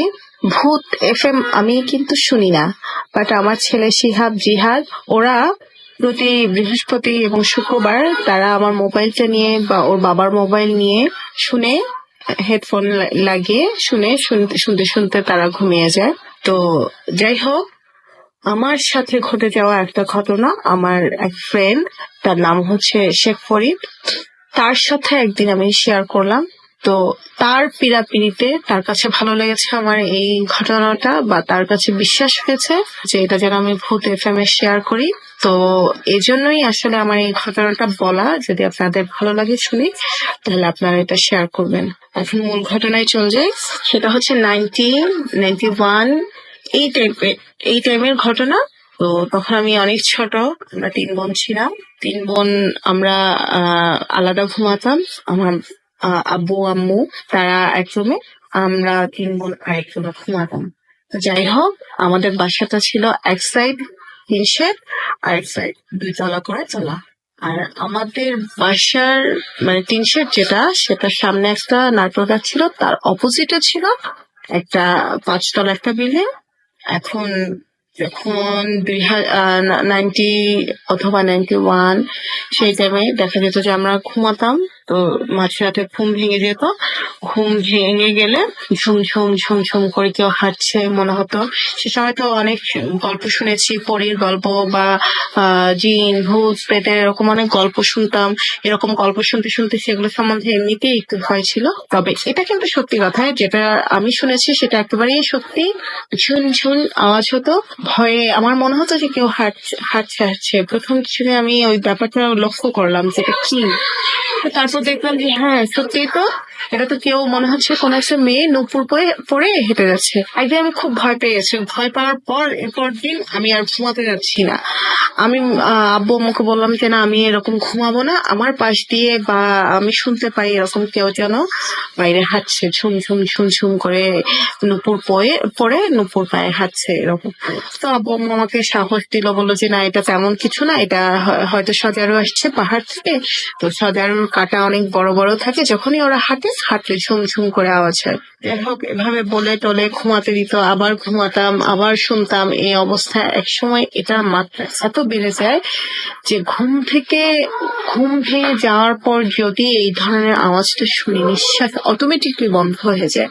তখন দেখা যেত কাঁথার নিচ থেকে মাথার বের করতে পারতাম না, অথচ নিঃশ্বাস আমার বন্ধ হয়ে আছে। তো যাই হোক, এরকম ঘটনা ঘটতো প্রতিদিনই। আব্বু আম্মুকে বলতাম, এই আব্বু আম্মু বিশ্বাসই করতো না। তো সে সময় তো ইলেকট্রিসিটির একটু প্রবলেম ছিল, প্রায় দেখা যেত সন্ধ্যার দিকে, যখন সন্ধ্যা হতো, সন্ধ্যার পর থেকে ইলেকট্রিসিটি থাক বা ইলেকট্রিসিটি না থাক, আমাদের যেটা টিন শেড ছিল ওটার উপর মনে হতো যে একেবারে মানে পুরো আধভাঙ্গা ইট যেগুলোকে বলে, এরকম আধভাঙ্গা ইট মানে টিনের চালের উপর ধুম ধুম ধুম ধুম করে ফেলতো। তো মনে হতো যেন এটা 5 তলা থেকে কোনো বাচ্চারা খেলছে লুকোচুরি, ওরা বসিয়ে ফেলছে। তো আম্মু মাঝে মাঝে বকা টকাও দিত যে কি এরকম ফেলে। আসলে ওই টাইমে, ওই সময় 90 সালে ওরকম 5 তলায় উঠে বাচ্চারা লুকোচুরি খেলবে কারেন্ট যাওয়ার পর, এরকম সাহস হয়তো আমি মানে বাচ্চাদের মধ্যে তখন ছিল না। তো যাই হোক, এদিকে আমি শুনি ঝুমঝুম আওয়াজ। প্রায় একদিন করলাম কি, মানে আমি বাথরুমে যাব, এমন টাইমে ঘুম ভেঙেছে, আমি ওকে দেখছি যে শুনতে পাচ্ছি যে ঝুমঝুম ঝুমঝুম আওয়াজ। মনে হচ্ছে এটা আমার জানালার পাশে এসে, একেবারে জানালার পাশ দিয়ে সেটা হাঁটছে ঝুমঝুম করে। তো এরকম মনে হলো। মনে হওয়ার পর এখন আমি তো বাথরুমেও যেতে পারি না, আর আমার প্রচন্ড রকমের ভয় লাগছে। আমি যখন এরকম ভয় পেতে শুরু করি, সে সময় দেখা যেত আমি আমার 2 বোনকে 2 পাশে দিয়ে আমি নিজে মধ্যখানে ঘুমাতাম। তো আমি পা দিয়ে ঠেলতে ঠেলতে ঠেলতে ঠেলতে আমার ছোট বোন, ওকে আমি ঘুম থেকে তুলে ফেললাম। ঘুম থেকে তোলার পর তাকে বলছি যে দেখো, এরকম আওয়াজটা শুনতে পাচ্ছ, মনে হয় এটা আমাদের জানালার পাশে। আমার বোন শুনলো, আমি শুনলাম, আমার আরেক বোনকেও ঘুম থেকে তুললাম। এরপর দিন আব্বুদেরকে বললাম, সেম একই কথা, যে এটা সজারু, এটা মনের ভয়, এই সেই হ্যান ত্যান। এখন আমরা এটা নিয়ে চিন্তা ভাবনা করছি, তাই আমাদের এটা মনে হচ্ছে, এই সেই, যাই হোক এরকম। তো এরকম যেতে যেতে যখন 92, এই টাইমে আমার ছোট ভাই হবে। তো আম্মু তখন প্রেগনেন্ট ছিল। আম্মুর এত অসুখ, মানে ম্যালেরিয়া হয়েছে। ম্যালেরিয়া থেকে আম্মুর এতই অসুখ যে সে বিছানা থেকে উঠতে পারে না। তো আমাদের বেডরুমের পাশে যে যে মানে ইয়ে ছিল, আপনার বাথরুম ছিল, ওটা লাইট সবসময় জ্বালিয়ে রাখা হতো। তো টিনের ফাঁক দিয়ে দেখা যেত আম্মু প্রায় দেখতো যে কিছু একটা উড়ে যাচ্ছে, আবার দেখতো যে ছায়ার মতো একটা কিছু ওই লাইটের যে আলোটা, সেই আলোটাকে ক্রস করছে। এরকম জেগে থাকতো আম্মু, জেগে থাকলেই জাগলেই দেখতো যে কিছু একটা উড়ে চলে যাচ্ছে বা কালো একটা কিছু বসে আছে। এই টাইপের জিনিসগুলো আম্মু দেখতে শুরু করে। তো আম্মুদের মনে আগে থেকে এই যে এইসব নিয়ে তেমন একটা ভূত প্রেত এগুলো নিয়ে কোনো ধরনের কোনো চিন্তা ভাবনাই ছিল না, যার জন্য ওই জিনিসটাকে খুব একটা আমলে দেয়নি। তো ঠিক সেই টাইমেই আমাদের পরে আরেকটা বিল্ডিং এ এক মহিলা, উনি আসছে ভাড়া, মানে ভাড়াটিয়া আসছে। ওনার সাথে আমাদের পরিচয় টরিচয় হয়, কথাবার্তা হয়, আম্মুর সাথে প্রায় কথাবার্তা হয়। ওনার সেম অবস্থা, উনি ওই বাসায় আসার পর থেকে ওনার খুবই অসুখ কিছুতেই ছাড়ে না। আর ওনার মানে ছাদে মানে ধুম ধুম করে কেউ হাঁটছে, দৌড়াচ্ছে, রাতে এরকম একটা আওয়াজ হয়, বা কেউ কিছু ফেলছে, খুব বিকট আওয়াজ হয়। তো ওনারা গ্রাম থেকে আসছে, যার কারণে ভূত প্রেত এগুলো সম্বন্ধে তাদের একটু আইডিয়া ভালো। ওখানে আম্মুরও যখন এরকম অবস্থা, আম্মুর অসুখ হচ্ছে না, বা আম্মু এরকম দেখছে, ওরা ওদের মধ্যে শেয়ার করলো। তখন সেই মহিলা করলো কি, আম্মুকে বললো যে চলেন আমরা যাই, আমরা যে কোন একটা হুজুরকে দেখাই। তো আম্মুকে এটা বলার পর যখন আম্মু নিজেই কন্টিনিউ অসুস্থ থাকছে, আর আম্মু যখন এরকম দেখছে, তখন আম্মুরও ভয় লাগলো। আর আম্মু রাতে ঘুম ভেঙে যেত ওই ছুম ছুম ছুম ছুম আওয়াজটা শুনতো। তো এরকম হওয়ার পর আম্মু বলছে, হ্যাঁ আমারও তো এরকম, আমিও তো এরকম শুনি ছুম ছুম আওয়াজ। তো যাই হোক, এরকম বলার পর ওরা গেল এক এরকম ওঝা বা যে হোক হুজুর। সে সময় আমি অনেক ছোট ছিলাম, আমার খুব একটা মনে পড়ে না। তবে ওখান থেকে আসার পর এটা সবাই বলা বলি করলো যে এখানে এমন কিছু একটা আছে, সেটা একটা মহিলা পরি। সেটা হচ্ছে ওই যে নারকেল গাছ, ওই নারকেল গাছে থাকে। সে হয়তো রাতে ওই ছাদে হাঁটাচলা করে, নারকেল গাছটাই হচ্ছে ওর বাসস্থান। ও কাউকেই কোনো ক্ষতি করবে না। ওকে যদি ওর মতো থাকতে দেওয়া হয়, তাহলে ও কারো কোনো ক্ষতি করবে না। ওর মতো ও থাকবে, আমাদের মতো আমরা থাকবো, এরকম কিছু। তো এটা বলা টলার পর যাই হোক, নারকেল গাছটা কাটতে বারণ করলো, যে নারকেল গাছটা যেন না কাটা হয়, এরকম বারণ করে দিয়েছে। বলার পর যাই হোক, আমার ভাইটাও হলো টলো, আমরা আছি এরকম করতে করতে যখন আমি একটু বড় হয়ে উঠি 97-এর দিকে, তখন দেখা যেত মানে প্রতিদিনই, প্রতি রাতেই আমি ভয় পেতাম, চিৎকার করে উঠে বসতাম।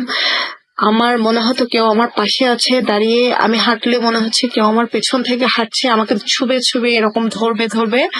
এই টাইপের আমার মনে হতো যে কেউ বুঝি আমাকে ধরলো, কেউ বুঝি আমাকে পাশে কিছু আছে, বা আমি ঘুমালে ঘুম থেকে উঠলে আমি আর মানে মশারি থেকে আর বের হতে পারতাম না কোনোভাবেই না। শুধু ঘুরতাম মশারির ভিতরে, কোনোভাবেই আমি বেরিয়ে আর আসতে পারতাম না মশারি থেকে। সবসময় আমার ভয়ে ভয়ে কাজ করতো। জানালার পাশে জানালা খুলে যদি পড়তে বসতাম, জানালার পাশে মনে হচ্ছে যে কেউ এসে দাঁড়িয়েছে, চোখ বারবার জানালার বাইরেই যেত। এরকম অবস্থা করতে করতে করতে মানে একসময় খুব উইক হয়ে পড়ি। অন্যান্য আরো কিছু যেটা এখানে বলা যাবে না, আরো কিছু প্রবলেমও হয়। তো এরকম প্রবলেম হওয়ার পর তখন আব্বু আম্মু দুজনেই বললো যে ও যখন এরকম ভয় পাচ্ছে প্রতিদিন প্রতি রাত এরকমই যখন হচ্ছে, তাহলে নিশ্চয়ই কিছু একটা হচ্ছে। এক কাজ করো, এক ডাক্তার দেখাও, আর আরেকটা হচ্ছে যে একটা হুজুরও দেখাও। তো ডাক্তার দেখানোর পর ডাক্তার বলছে ও হয়তো এইসব নিয়ে চিন্তা ভাবনা করে, এই জন্য হয়তো কোনো টেনশন আছে, ওইসব আপনারা ফ্রি করবেন ওকে। তো এরকম বলার পরেও এখন আম্মুরা কি করলো, পাশে যে আমাদের পাশে এরিয়াতে যে মসজিদ আছে সেই মসজিদ থেকে এক হুজুরকে নিয়ে আসলো বাসায়। তিনি আসার পর তিনি করলেন কি, একটা সুতা আমার পায়ের বৃদ্ধাঙ্গুলের সাথে ওই সুতাটা গিট বাঁধলেন। গিট বেঁধে তারপর উনি ওই সুতাটাকে ধরে আমার মাথা পর্যন্ত, যতটুকু আমি আমার হাইট ততটুকুতে আরেকটা গিট বাঁধলেন। গিট বেঁধে উনি কি করলো, আমার যে আমার হাতের কনিষ্ঠ আঙ্গুল ধরে মানে চেপে ধরে উনি কিছু দোয়া টোয়া পড়লো। ওইসব পড়ার পর ওই যে সুতাটা শুধু বেড়েই যাচ্ছে, বড় হয়ে যাচ্ছে, মানে আমার সাইজ থেকে ওই সুতাটা বারবার বেড়ে যাচ্ছে। তো তখন তিনি বলল যে মানে ওর সাথে কোনো কিছু একটা আছে বা কোনো কিছু একটা আছে, এই জন্য এই সুতাটা বেড়ে যাচ্ছে, গিট থেকে সুতাটা বেড়ে যাচ্ছে। আপনারা এটা মানে খুব তাড়াতাড়ি একটা কিছু করেন, আর না হয় পরে ভবিষ্যতে ওদের মানে প্রবলেম হবে। তো তার আগে আরো একটা ঘটনা হয়েছে আমার সাথে, সেটা হচ্ছে একদিন বাসায় কিছু রান্না করেছে। তো আমার দাদু থাকতো 2 তলায়। এখন আম্মু বলছে যে যাও তোমার দাদুকে যেয়ে এই জিনিসটা দিয়ে আসো। তো আমি বের হলাম। বের হওয়ার পর যখন আমার বাসা থেকে ওই টিন শেড ঘরটা ক্রস করে যখন ওই 2 তলায় যাব, মাঝখানে একটা কাঁঠাল গাছ আছে। ওই কাঁঠাল গাছের পাশে যাওয়ার সঙ্গে সঙ্গে কোত্থেকে এক বিড়াল চলে আসলো।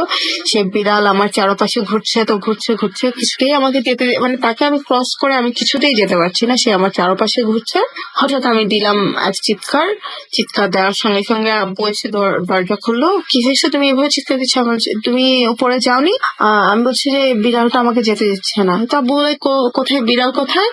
তাকে দেখি বিড়াল নাই, আব্বুও দেখলো নাই, আমিও দেখছি বিড়ালটা নাই। তো আব্বু বলছে ঠিক আছে, আমি এমনি হয়তো বিড়াল, আমি আছি দাঁড়িয়ে, তুমি যাও, তুমি যেয়ে তাড়াতাড়ি যেয়ে দিয়ে আসো। তো ওখানে যাই, আপু দাঁড়িয়ে থাকে, আমি যাই যে দাদুকে দিয়ে আসি। দাদুকে বললাম ঘটনাটা। তো কথা বলতে বলতে একটু দেরি হয়ে গেছে। আসার সময় আবার দাদু মানে 2 তলা বারান্দা থেকে সে দাঁড়িয়ে দেখছে যে আমি যাচ্ছি, সেটা দেখছে। যখন আমি সেই আবার কাঁঠাল গাছের ওখানে আসে, সেম একই অবস্থা, বিড়ালটা এসে কোত্থেকে এসে আমাকে ঘুর করে ঘুরছে। আবার আমি জোরে এক চিৎকারের পর কি হয়েছে আমার এতটুকু আর এখন আর মনে আসছে না। তো এরকম ঘটে যেতে যেতে যখন সেই যে হুজুর এসে আমাকে কিছু ওই যেন সাদা কাচের প্লেটের মধ্যে কি লিখে এরকম পানি টানি খেতে বললো, যা করতে বললো, সে সময় আম্মুরা এগুলো করার পর তখন থেকে আস্তে আস্তে আমি ওই জিনিসটা দেখা ভুলে যাই যে কোনো কিছু আমার সামনে দাঁড়িয়ে আছে বা আমার পেছনে আমি হাঁটছি, আমার পেছনে কেউ আমাকে ধরতে আসছে বা তার পায়ের আওয়াজ যেটা পাচ্ছি।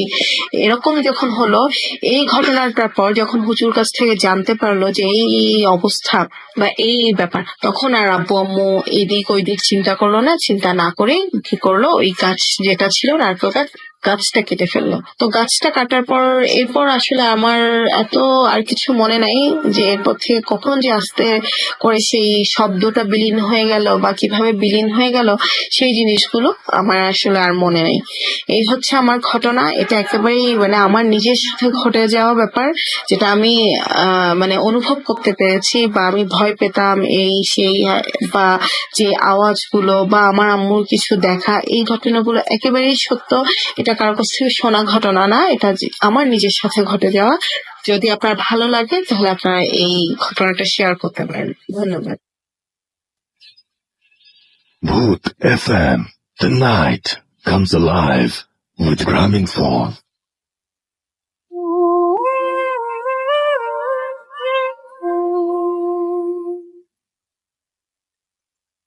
Welcome back.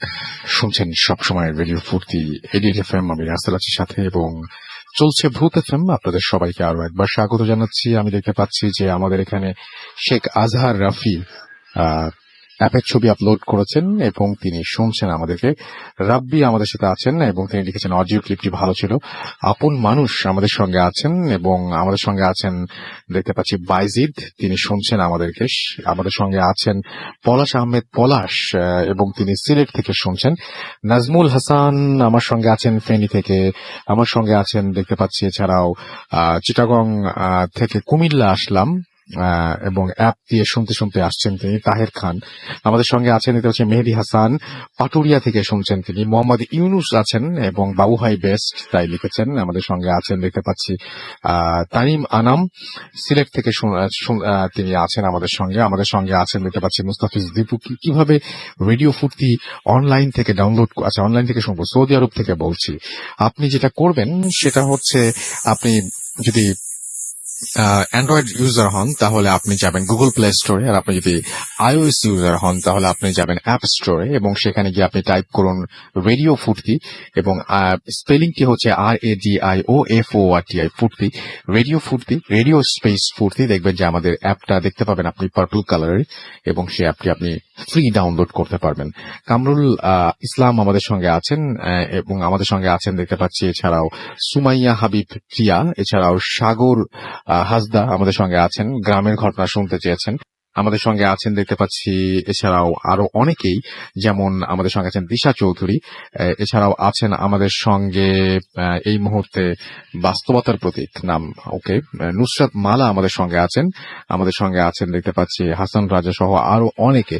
তো আপনি যদি থাকতে চান তাহলে চলে আসুন আমাদের যে ফেসবুক পেজ আছে সেই পেজে www.facebook.com/radio.ফুর্তি। এছাড়াও আমাদের আরো একটি পেজ হচ্ছে www.facebook.com/bhutfm.russell।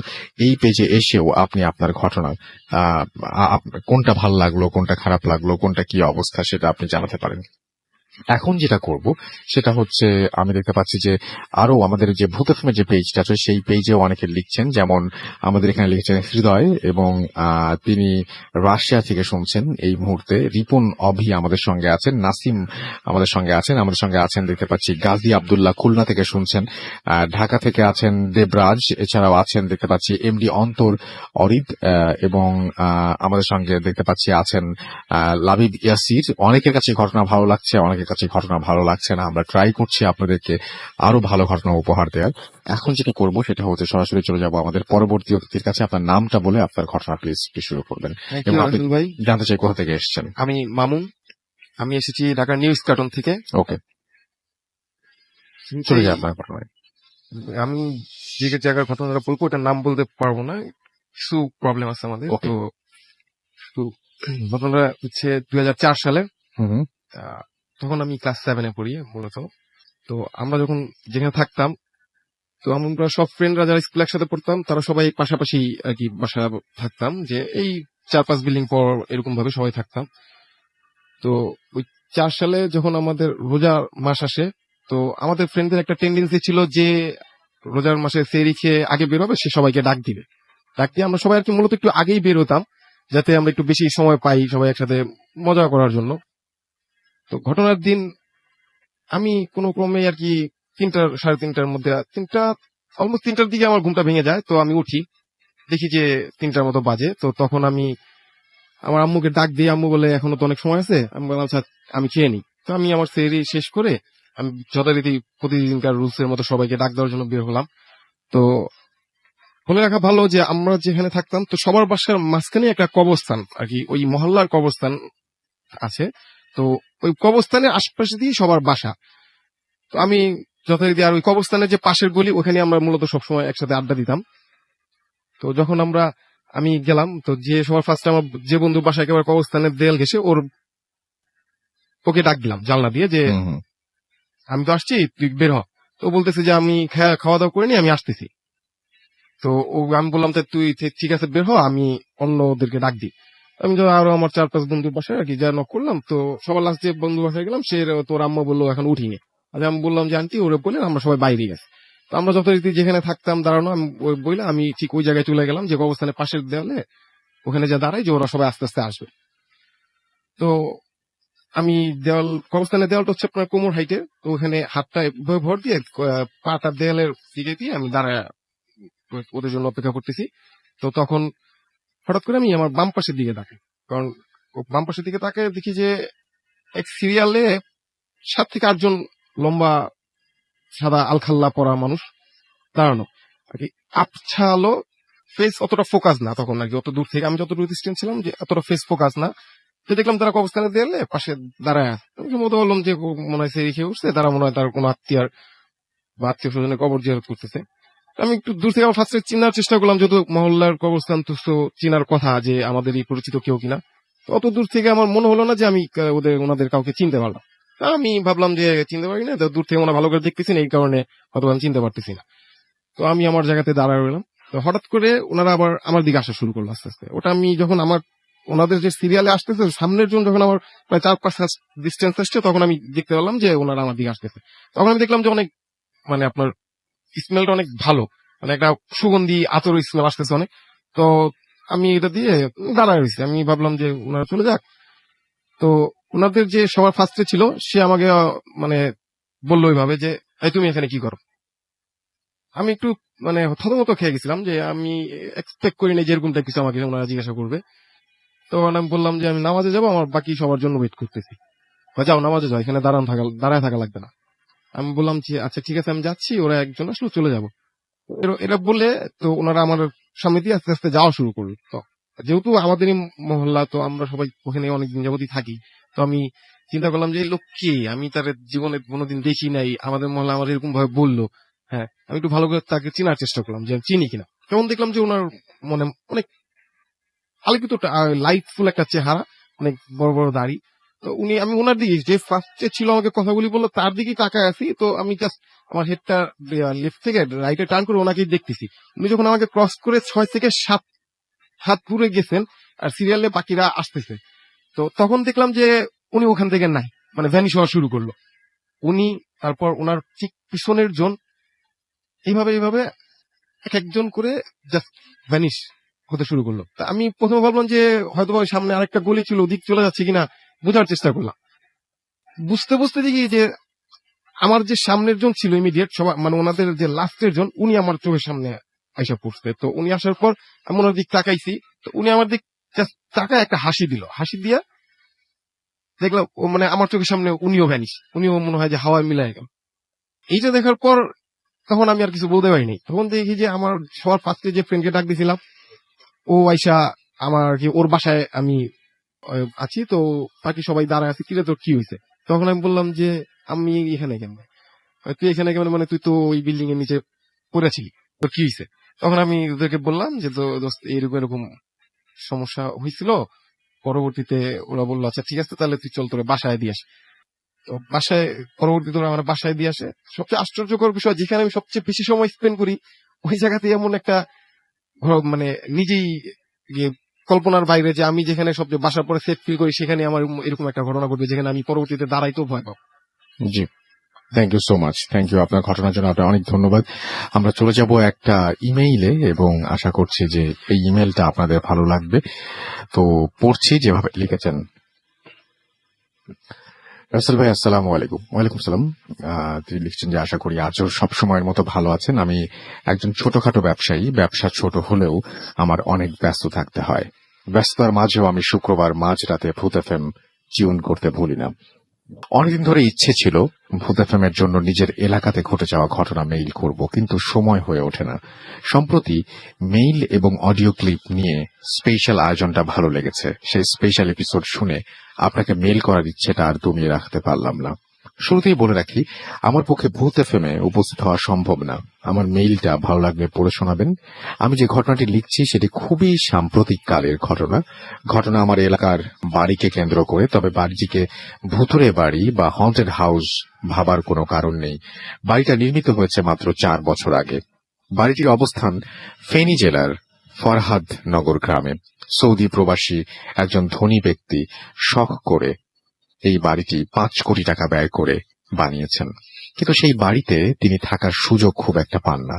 শুধু ঈদের সময় 2-1 দিনের জন্য তিনি পরিবার নিয়ে সেই বাড়িতে থাকেন, আর সারা বছর বাড়িটা ফাঁকা থাকে। বলা যায় সেই বাড়িটি পাড়ার শেষ বাড়ি, কারণ গ্রামের ওই বাড়ির দক্ষিণে দীর্ঘ জায়গাতে আর কোনো বাড়ি নেই। চারপাশে ধানের জমি, আর মাঝখানে উঁচু দেয়াল ঘেরা সেই বাড়ি। ভেতরে সুইমিং পুল আকৃতির একটি পুকুর রয়েছে। বাড়ি রক্ষণাবেক্ষণের জন্য পাশের গ্রামের একজন অবসরপ্রাপ্ত পুলিশকে দারোয়ান হিসেবে দায়িত্ব দেওয়া হয়েছে। বাড়ির মালিকের অনুপস্থিতিতে মূল সেই দারোয়ান বা কেয়ারটেকার ছিল সর্বেসর্বা। তিনি নিজের মতো করে বাড়িটিকে সাজিয়ে গুছিয়ে রাখতেন। আমাদের গ্রামে সন্ধ্যা 8টা বাজলেই সবাই যে যার ঘরে ফেরে। 9টা বাজলে পুরো গ্রামে পূর্ণ নীরবতা নেমে আসে। যে বাড়ির কথা বলছি সেই বাড়ির সামনের রাস্তাটিতে সন্ধ্যা 7টার পর আর কাউকে পাওয়া যায় না। এমন নীরব পরিবেশে থেকেও বাড়িটিকে আমাদের কাছে কখনোই ভুতুড়ে বাড়ি মনে হতো না, কারণ বাড়ির সিংহ দরজায় অনেক সুদৃশ্য বৈদ্যুতিক বাতির আলো চলে, যে আলোয় বাড়ির ভেতরের বাইরটা আলোকিত হয়ে থাকত। কিন্তু বাড়ির দারোয়ান তার মুখে এমন একটি রহস্যময় বর্ণনা বা ঘটনা আমরা শুনেছি, যা শোনার পরে দিনের বেলাতেও এখন বাড়িটিকে দেখলে ভয় লাগে। দারোয়ান বললেন, ঘটনা শুরু হয়েছিল গত বছরের গ্রীষ্মের এক সন্ধ্যাবেলা। সেদিন সন্ধ্যা 7টার দিকে বাড়ির ছাদ থেকে দেখলেন বাড়ির সামনে 12-13 বছরের বয়সী একটি মেয়ে দাঁড়িয়ে আছে। মেয়েটা অবাক চোখে বাড়িটা দেখছিল। গরমের ঋতুতে সন্ধ্যা 7টা বাজে, দিনের আলো পুরোপুরি মিলিয়ে যায় না, তখনও আবছা আলো থাকে।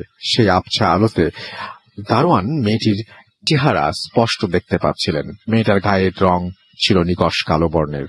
দারোয়ান ভাবলেন, সুন্দর বাড়ি দেখে মেয়েটা হয়তো তাকিয়ে আছে, কারণ নতুন বাড়ির সৌন্দর্য দেখে অনেকেই এভাবে বাড়িটার দিকে তাকিয়ে থাকত। পরের দিন প্রায় একই সময়ে দারোয়ান বাড়ির গেটে দাঁড়ানো ছিলেন। হঠাৎ তিনি দেখলেন গতদিনের সেই মেয়েটা আজও বাড়ির সামনে এসে দাঁড়ালো। তিনি মেয়েটির কাছে গিয়ে তার পরিচয় জানতে চাইলেন। মেয়েটা জানালো সেই এলাকায় রসুল আহমেদ নামের এক ব্যক্তির কন্যা এবং তার নাম পারুল।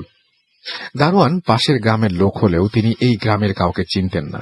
পুলিশে চাকরি করতেন বলে চাকরির কারণে তিনি দেশের অন্যান্য জেলাতে বিভিন্ন জেলাতে পোস্টিং পেয়ে সারা জীবন কাটিয়ে দিয়েছেন। তাই প্রতিবেশীর এলাকার লোকজনের ওনার সাথে ওনার পরিচয় গড়ে ওঠেনি। যা হোক, পরদিন একই সময়ে একই জায়গাতে দারোয়ান পারুলকে আবার দেখতে পেলেন। স্বাভাবিকভাবেই দারোয়ান মেয়েটাকে কিছুটা নিয়ে কিছুটা উদ্বিগ্ন হয়ে গেলেন। তার আশঙ্কা হচ্ছিল পারুল মেয়েটা হয়তো চোর বা ডাকাত দলের ইনফর্মার হতে পারে। তিনি আজ মেয়েটাকে ধরে জানতে চাইলেন যে কি হয়েছে, সবসময় কি দেখো। মেয়েটা বলল সে বাড়ির একটি বাড়িতে ঝিয়ের কাজ করে। বিকেল বেলা নিজের বাড়িতে ফিরে যাওয়ার আগে বাড়িটা দেখতে তার ভালো লাগে। দারোয়ান মেয়েটির কথা বলার সহজ সরল নিষ্পাপ ভঙ্গিকে বিশ্বাস করতে পারল না, কিন্তু তার ভয় ছিল মেয়েটা যদি সত্যি নির্দোষ হয়ে থাকে তাহলে মেয়েটাকে চোর সাব্যস্ত করতে গেলে তার পরিবার ও পাড়া প্রতিবেশীকে দারোয়ানকে শাস্তি দিয়ে ছাড়বে। তাই কথা না বাড়িয়ে মেয়েটাকে ছেড়ে দিলেন। পরের দিন দারোয়ান পারুল নামের মেয়েটিকে দেখতে পেলেন। এবার মেয়েটিকে নিয়ে দারোয়ান আর অবাক হননি। সেদিন পারুলের সাথে দারোয়ান প্রায় 8 ঘন্টা কথা বললেন। পারুল কথার সাথে দারোয়ান নিশ্চিত হলেন যে এই মেয়েকে নিয়ে উদ্বিগ্ন হবার কোনো কারণ নেই, তার আসলেই কোনো বদমতলব নেই। রাতের অন্ধকার নামা শুরু করার পর পারুল তার বাড়ির দিকে চলে যায়। পারুল চলে যাবার পর সে রাতে দারোয়ান কিছু বিচিত্র অভিজ্ঞতার মুখে পড়েন। তিনি শুনতে পেলেন বাথরুম থেকে একটা ছোট বাচ্চার হাসির শব্দ ভেসে আসছে। বাথরুমে গিয়ে দেখলেন পানির ট্যাপ থেকে পানি পড়ছে। দারোয়ান ভাবলেন তিনি নিজেই হয়তো ভুল করে ট্যাপ খুলে রেখে গেছেন। মাঝরাতে দারোয়ানের আবার ঘুম ভাঙল বাথরুমে পানি পড়ার শব্দে। দারোয়ান এবার ভাবলেন পানির ট্যাপ হয়তো নষ্ট হয়ে গেছে। যথারীতি পারুলের সাথে পরের দিন দারোয়ানের দেখা হলো। পারুল দারোয়ানের কাছে জানতে চাইল তিনি একা এত বড় বাড়িতে থাকতে ভয় পান কিনা। দারোয়ান পারুলের কথা শুনে হেসে উড়িয়ে দিল। বাস্তবে এই দারোয়ান ছিলেন প্রচন্ড সাহসী। দারোয়ান পারুলকে বললেন তিনি তার পেশা জীবনে অনেক ভয়ঙ্কর দায়িত্ব পালন করেছিলেন। যদি ভয় পাবার মতো কিছু ঘটত তাহলে ভয় সেখানে পেতেন। উল্লেখ্য, দারোয়ান নিজে কখনো ভূত প্রেতে বিশ্বাস করতেন না।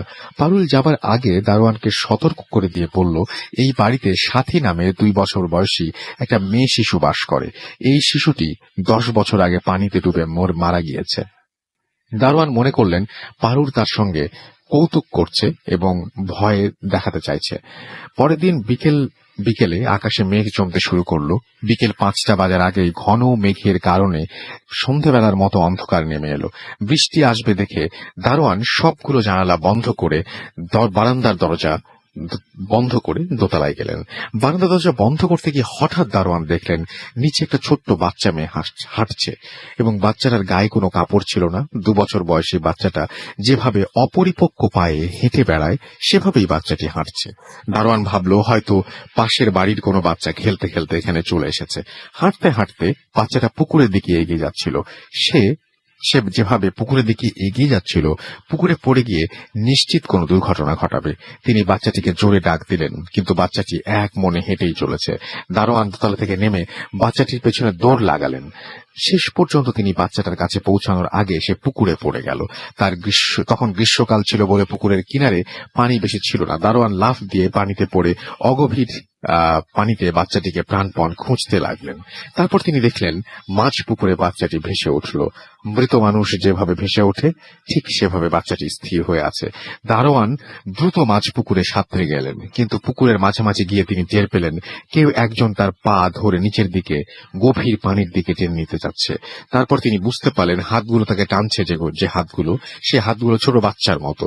কয়েক সেকেন্ড পর তিনি টের পেলেন তাকে শুধু এক জোরে হাত টানছে না, মনে হলো অন্তত 4-5 জোড়া হাত, কোমল হাত তাকে নিচের দিকে টেনে নিয়ে যেতে চাইছে।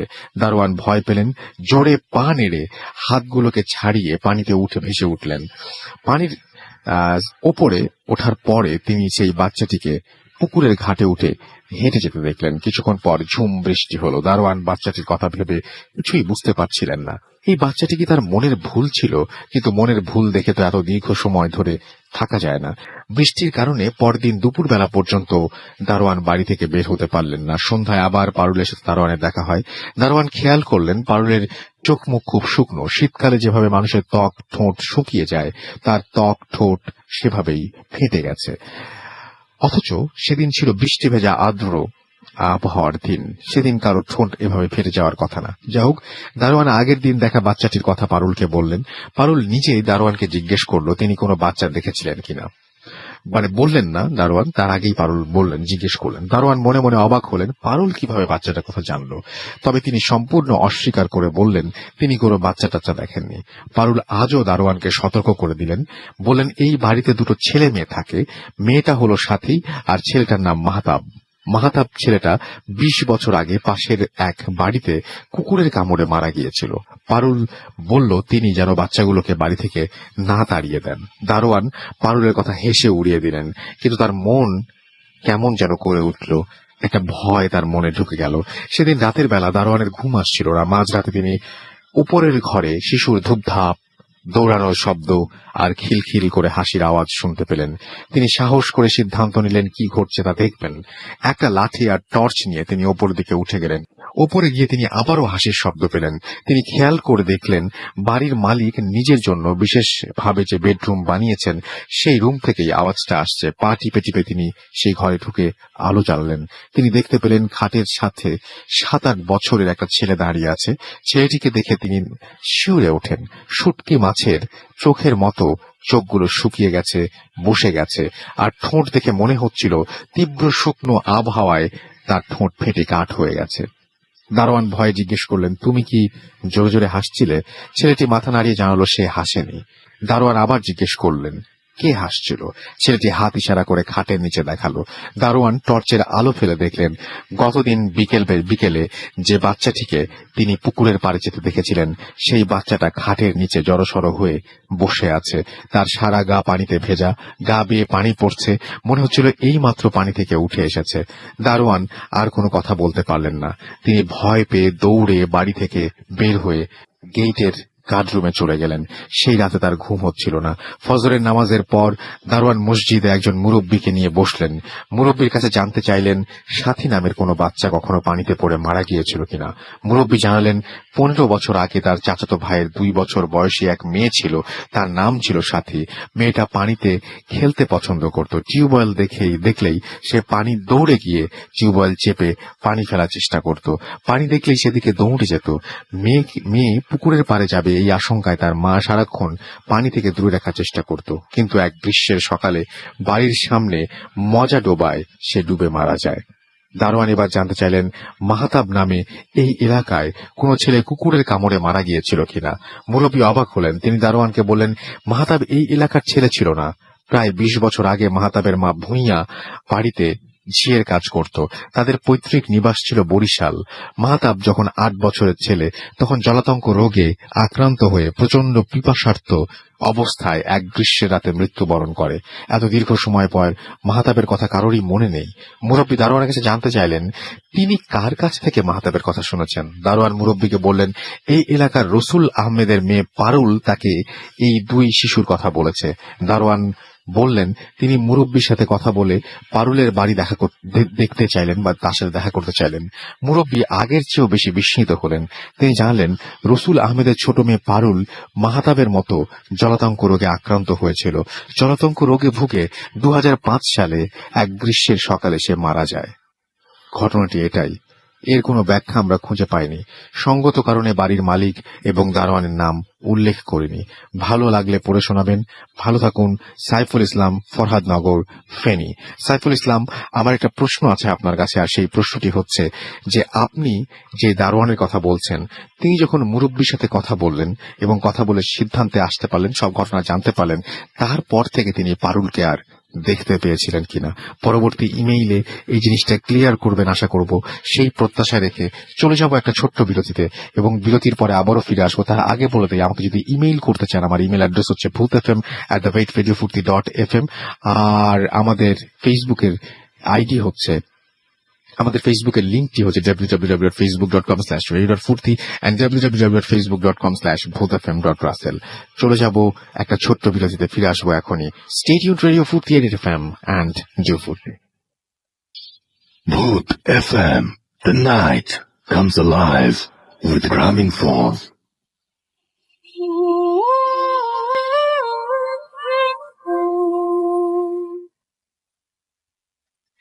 Yes, the night comes alive with Gramophone. শুনছেন সবসময় রেডিও ফুর্তি এই এফএম। আমি রাসেল আছি সাথে, আমার সাথে রয়েছে মাসুম ভাই এবং আজকের অতিথিরা। আপনাদের সবাইকে আরো একবার স্বাগত জানাচ্ছি ভূত এফএমে এবং চলে যাব সরাসরি ঘটনায় আমাদের দ্বিতীয় অতিথির কাছে। আপনার নামটা আরেকবার বলবেন, তারপর আপনার ঘটনা শুনবো। ধন্যবাদ রাসেল ভাই। হ্যালো লিসেনার্স, আমি হাসিব মিরপুর থেকে। ধন্যবাদ আমাকে দ্বিতীয়বার সুযোগ দেওয়ার জন্য। ভাই, ঘটনাটি হচ্ছে আমাদের এলাকার এক ছোট ভাই জুবায়ের। তো ওদের আবার পৈতৃক নিবাস কলকাতার হাওড়া জেলা নলপুর যে রেল স্টেশনটা আছে। তো ঘটনাটা হচ্ছে নর্থ মিল বাউরিয়া জায়গাটার নাম। তো ওখানে যে ঘটনাটা, তাদের ওই যে জুবায়ের, ওদের ফুপুর বাড়ি, যেহেতু পৈতৃক নিবাস ভারতের ওই জায়গায়, তো ফুপুর বাড়ির পাশে একটা বাড়ি। তো ওই বাড়িতে আবার যে ভদ্রলোক থাকতেন তার পারিবারিক লোকজন যে কয়জনের কবর সেটা আবার বাড়ির পাশেই করা। তো তিনি আবার তার এই সম্পত্তির জায়গাটা, তার এই বাড়ি এবং কবরস্থান সহ যে এরিয়াটা, এটা আবার দুজনের কাছে বিক্রি করে দেন। যারা কিনে তারা আবার 2 ভাই। তো তারা এই জমিটা কেনার পর তারা সম্পূর্ণ বাড়ি এবং কবরস্থান সম্পূর্ণ এরিয়াটাকে ভেঙে 22 তলা ফাউন্ডেশন দেওয়ার জন্য একটা বাড়ি তোলেন।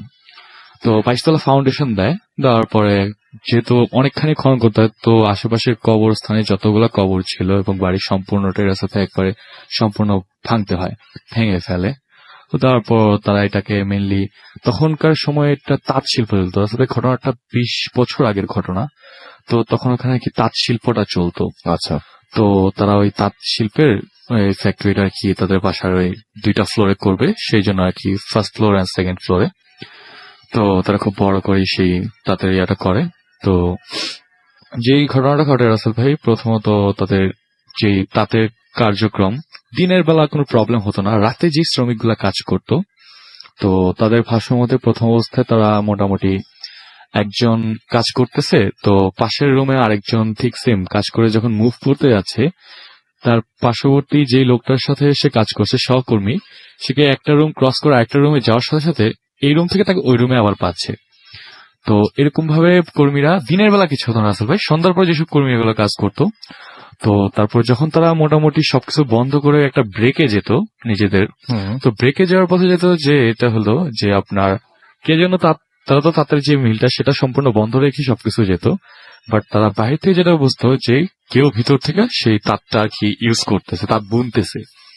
তো এমন করে তো একজন কর্মী সেটা আবার সামনে থেকে দেখতে যায়। তো দেখতে যাওয়ার সময় দেখে যে উল্টা দিয়ে ঘুরে এক মহিলা চুলগুলো ছাড়া, মানে জিগির করার মতো ঝিমানো, এবং সে তাঁত বুনতেছে। তো উনি একটু কাছে যাওয়ার পর যেটা হয় রাসেল ভাই, একটা একদম খুব ফোর্সফুলি একটা মানুষ যদি মুভ করে একদম বাতাসের গতিতে, ঠিক ওই মুহূর্তে কি দেখে যে সেই মহিলাটা মুহূর্তের মধ্যে মুভ করে এক রুম থেকে আরেক রুমে চলে যাচ্ছে। তো এই জিনিসটা দেখার পর রাসেল ভাই, যে জিনিসটা সেই শ্রমিকটা প্যারালাইজড হয়ে যায়। আচ্ছা। এবং তারপর যেটা হয় যে যেই দুই ভাই এই সম্পূর্ণ সম্পত্তির মালিক ছিল, এই তাঁত মিলটার মালিক ছিল, তাদের মধ্যে যে বড় যে ভাইটা, সে কি করে, সে একদিন সে নিজেই যখন মিলটা বন্ধ করে সেও সেম ঘটনাটা দেখে। তো দেখার পর সে ওই জিনিসটা ভালোভাবে বোঝার জন্য কাছে যায়। কাছে যাওয়ার পরে সেই অদ্ভুত ঘটনাটা সে খুব পরোক্ষভাবে ফলো করে দেখে যে সেই মহিলাটা ফেসটা বোঝা যাচ্ছে না, চুলটা ছাড়া, মাথাটা নিচে করা, এবং সে তাঁত বুনতেছে এবং অনবরত বুনে যাচ্ছে। সে একটু সামনে যাওয়ার চেষ্টা করে, সামনে যাওয়া মানে একটু ডাক দেওয়ার মতো মুহূর্তের মধ্যে রাসেল ভাই ওনাদের চোখ দিয়ে যেভাবে তাকানোর পর ওখানে সেন্সলেস হয়, এবং রাসেল ভাই সেই রাতে উনি প্যারালাইজড হয়। এবং রাসেল ভাই যেটা হয় যে উনি প্যারালাইজড হওয়ার 6 মান্থের মাথায় সে মারা যায়।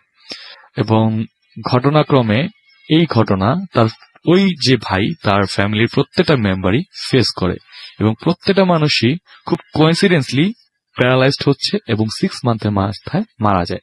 এবং এইটা নলপুর যে এরিয়াটা বাউরিয়ার, এখানকার সবার এই ঘটনাটা জানা। তো তারপরে যেটা হয় রাসেল ভাই, তিনি যে জিনিসটা করে, তার যে ছোট ভাই ছিল একমাত্র যিনি বেঁচে ছিল, সে একদিন কি করে যে এভাবে জিনিসগুলা, তো সে প্রকার একটু আনবিলিভে থাকতো এই ব্যাপারগুলা নিয়ে। তারপর যেহেতু ঘটনাগুলো কিউরিয়াসলি আপনার কনসিডাসলি ঘটতেছে, যে যেই জিনিসগুলো যেই মহিলাটাকে দেখতেছে এবং দেখার পর সেই প্যারালাইজড হচ্ছে, এবং প্যারালাইজড হওয়ার 6 মান্থের মাথায়, ঠিক কাটাকাটা 6 মান্থের মাথায় মারা যাচ্ছে। তো তিনি এই জিনিসটাকে মুখ করার জন্য সে ওই মিলের মধ্যে সন্ধ্যার পর সে নিজেও থাকতে শুরু করে। তো একদিন যেটা হয় রাসেল ভাই, সে মিলের সবকিছু বন্ধ করে বের হবে, তো এক মুহূর্তে দেখে যে তাদের যে রুমগুলা, তো এর 2-3টা রুম পরে তাদের সেই আবার তাঁত বোনার শব্দটা খুব জোরে জোরে হচ্ছে, এবং মনে হচ্ছে যে কয়েকজন মিলে তাঁত বুনতেছে। তো সে ওই রুমটার দিকে একটু অগ্রসর হওয়ার পরে যেটা দেখে যে এরকম একজন না কয়েকজন মিলে কিছু কৈশোরী আছে, এবং ওই ঠিক যে মহিলাটা, এবং রাসেল ভাই যখন ওই মহিলাটা তার দিকে মুভ করে তাকায় চোখের দিকে, তখন ওই অবস্থায় তিনি সেন্সলেস হয়ে যায় রাসেল ভাই। আর এখন পর্যন্ত সেই লোকটা, যিনি ওই যে ছোট ভাইটা, তিনি প্যারালাইজড প্লাস এবং মেন্টালি এখন টোটালি সিক আছে, এবং সেই যে তাঁত মিলটা রাসেল ভাই, এটা এখন টোটালি স্টপ, সেটা এখন একদম বন্ধ করে দেওয়া হয়েছে, এবং ওই এলাকার যারা বাসিন্দা আছেন তারা সবাই ব্যাপারটা জানে, এবং এখন আর ওখানে কোনো কিছু হয় না।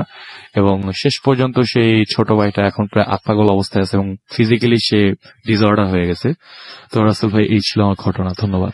অনেক ধন্যবাদ। আমরা একদম শেষ প্রান্তে চলে এসেছি। আমাদের একটা ছোট্ট বিজ্ঞাপন বিরতিতে আবার নিতেই হচ্ছে, কারণ আমরা লম্বা সময় ঘটনা বলেছি, এবং একটা ছোট্ট বিজ্ঞাপন বিরতির পরে আবারও ফিরে আসবো, এবং তারপরে আপনাদের মেসেজগুলো পড়বো। সেই পর্যন্ত আমাদের সঙ্গে থাকুন। স্টে টিউনড রেডিও ফুর্তি FM এন্ড ফুর্তি। চার কোনা এই দুনিয়ায় কতই না রঙ্গ দেখি, ভাবার আগে মনটা ভাগে, বুঝলাম না তো কেমনে কি।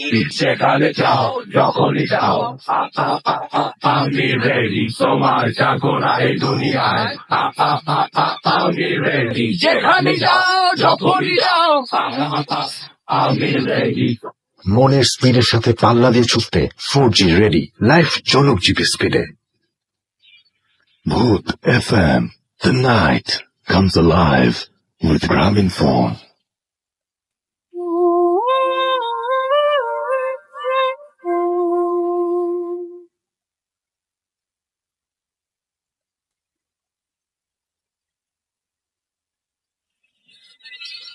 আসসালামু আলাইকুম রাসেল ভাই, আমার নাম ডক্টর মাসুম, আমি সৌদি আরবিয়া থেকে বলছি।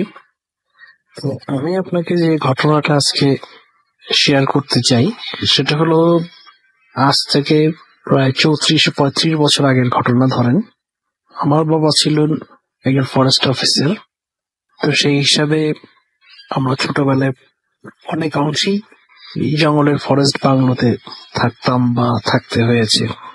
তো 80 দশকের প্রথম দিকে আমি ময়মনসিংহ মেডিকেল কলেজে ভর্তি হই। তো আমার বাবা মারা তখন থাকতেন পার্বত্য চট্টগ্রামের কোনো একটি জেলা শহরে। তো উনি তার বাসস্থান হিসাবে একটি ফরেস্ট বাংলোতে থাকতেন। তো আমার যখন কলেজ ছুটি হতো আমি মাঝে মধ্যে বেড়াতে যেতাম। তো বাংলোটার বর্ণনা যদি আপনাকে দেই, এটা একটা পাহাড়ের উপরে অনেক বিস্তৃত জায়গা নিয়ে একটা পুরোনো আমলের বাংলো। এটা ব্রিটিশ আমলে তৈরি। দেয়ালটা হলো আপনার বাঁশের উপরে সিমেন্ট দিয়ে তৈরি, অনেকটা পাকা কিন্তু আসলে পাকা না, বাঁশ সিমেন্ট কাঠ দিয়ে তৈরি। আর উপরে ছিল টিন। এবং এটা আপনি ওই ধরেন হিন্দি ফিল্মে যেমন বাংলো দেখা যায় সেই ধরনেরই লাক্সারিয়াস বাংলো, চারদিকে বড় বড় গাছ এবং বাগান। তো সামনে দিয়ে ঢোকার জন্য রাস্তা আছে যেটাতে গাড়ি উঠতে পারে, আর বাংলোর পাশ দিয়ে আর কি ছোট পায়ে চলা পথ নেমে চলে গেছে।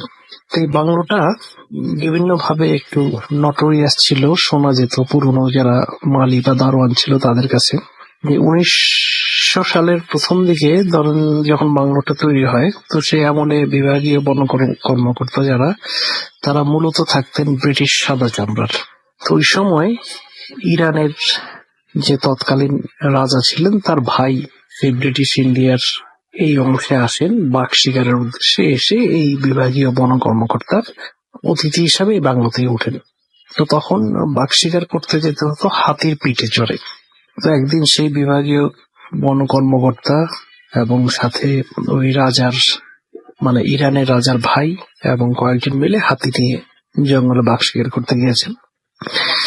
তো গহীন জঙ্গলের ভিতরে হঠাৎ বাঘের ফালের সামনে পেয়ে হাতিটা ভয় পেয়ে যায় এবং দ্রুত থাকে। তো দৌড়ানোর সময় কোন এক পর্যায়ে হাতির পিঠ থেকে ইরানের যে রাজার ভাই সে পড়ে যায় এবং হাতির পায়ের তলে পিষ্ট হয়ে ওখানে মারা যায়। তো সে মারা যাওয়ার পরে তার মৃতদেহটা এনে ওই বাংলোতেই রাখা হয় এবং হাতিটাও ওই বাংলোর ভিতরে এসে আপনার মৃতদেহের পাশে বসে মানে খুব দুঃখিত মনে বসেছিল আর কি। তো যাই হোক, ঘটনাটা এখানে সমাপ্ত হলো।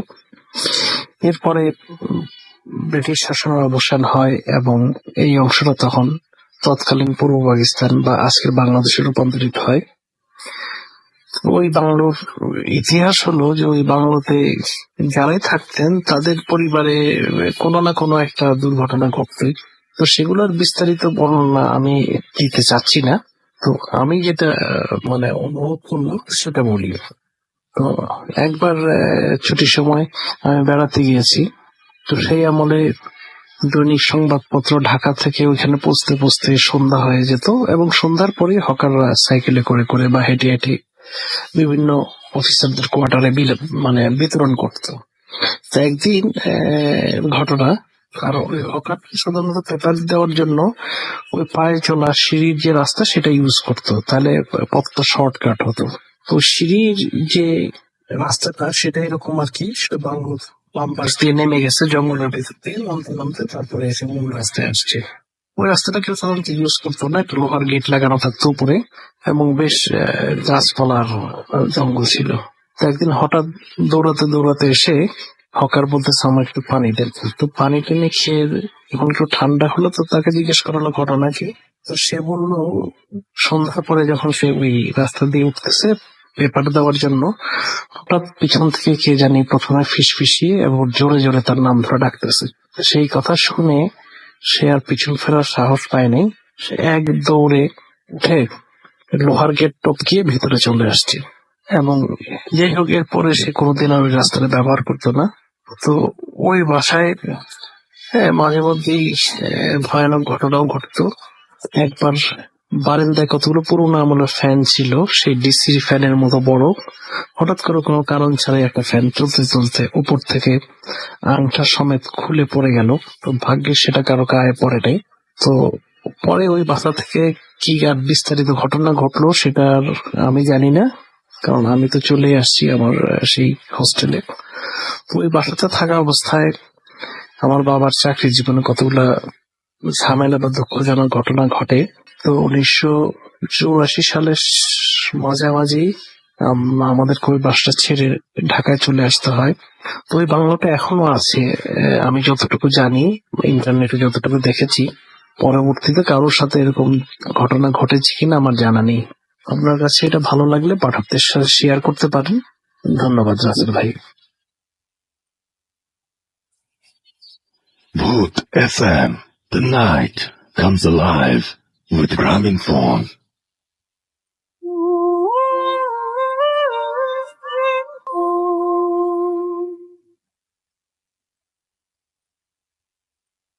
Yes, the night comes alive with গ্রামীণ ফোন। শুনছেন সবসময় রেডিও ফুর্তি এফএম, আমি রাসেল আছির সাথে, এবং চলছে ভূত এফএম। ইশতিয়াক খান আরিফ কুয়ালালামপুর থেকে শুনছেন আমাদেরকে, এবং তিনি বলছেন যে মিস করেছিলাম, অনেকদিন পর আবার টিউন করলাম। Welcome back. আমাদের সঙ্গে অ্যাপ দিয়ে শুনছেন আখাউড়া থেকে দেখতে পাচ্ছি সুমন খান, এছাড়াও এমডি রেশাদ খান আমাদের সঙ্গে আছেন দেখতে পাচ্ছি, এছাড়াও মেরাজ মাহবুব আমার সঙ্গে আছেন, রাকিব রোমেল রাজশাহী থেকে শুনছেন তিনি, আমাদের সঙ্গে আছেন তানভীর, এবং তিনি বলছেন যে বাবু ভাই, ফারনান ভাই, আফনান, ডক্টর আলিফ সবাইকে একসাথে শুনতে চাই। আগামী সপ্তাহে ইনশাআল্লাহ ডক্টর আলিফ আসবেন, সে বিষয়ে তিনি কনফার্ম করেছেন আজকে। আমাদের সঙ্গে আছেন প্রিন্স সাদমান শিফাত, আমাদের সঙ্গে আছেন বৃষ্টি ইসলাম, এছাড়াও রাকিব রোমেল আছেন, এমডি শাহজালাল আহমেদ আমাদের সাথে আছেন, কুয়েত থেকে শুনছেন তিনি। আমার সঙ্গে আছেন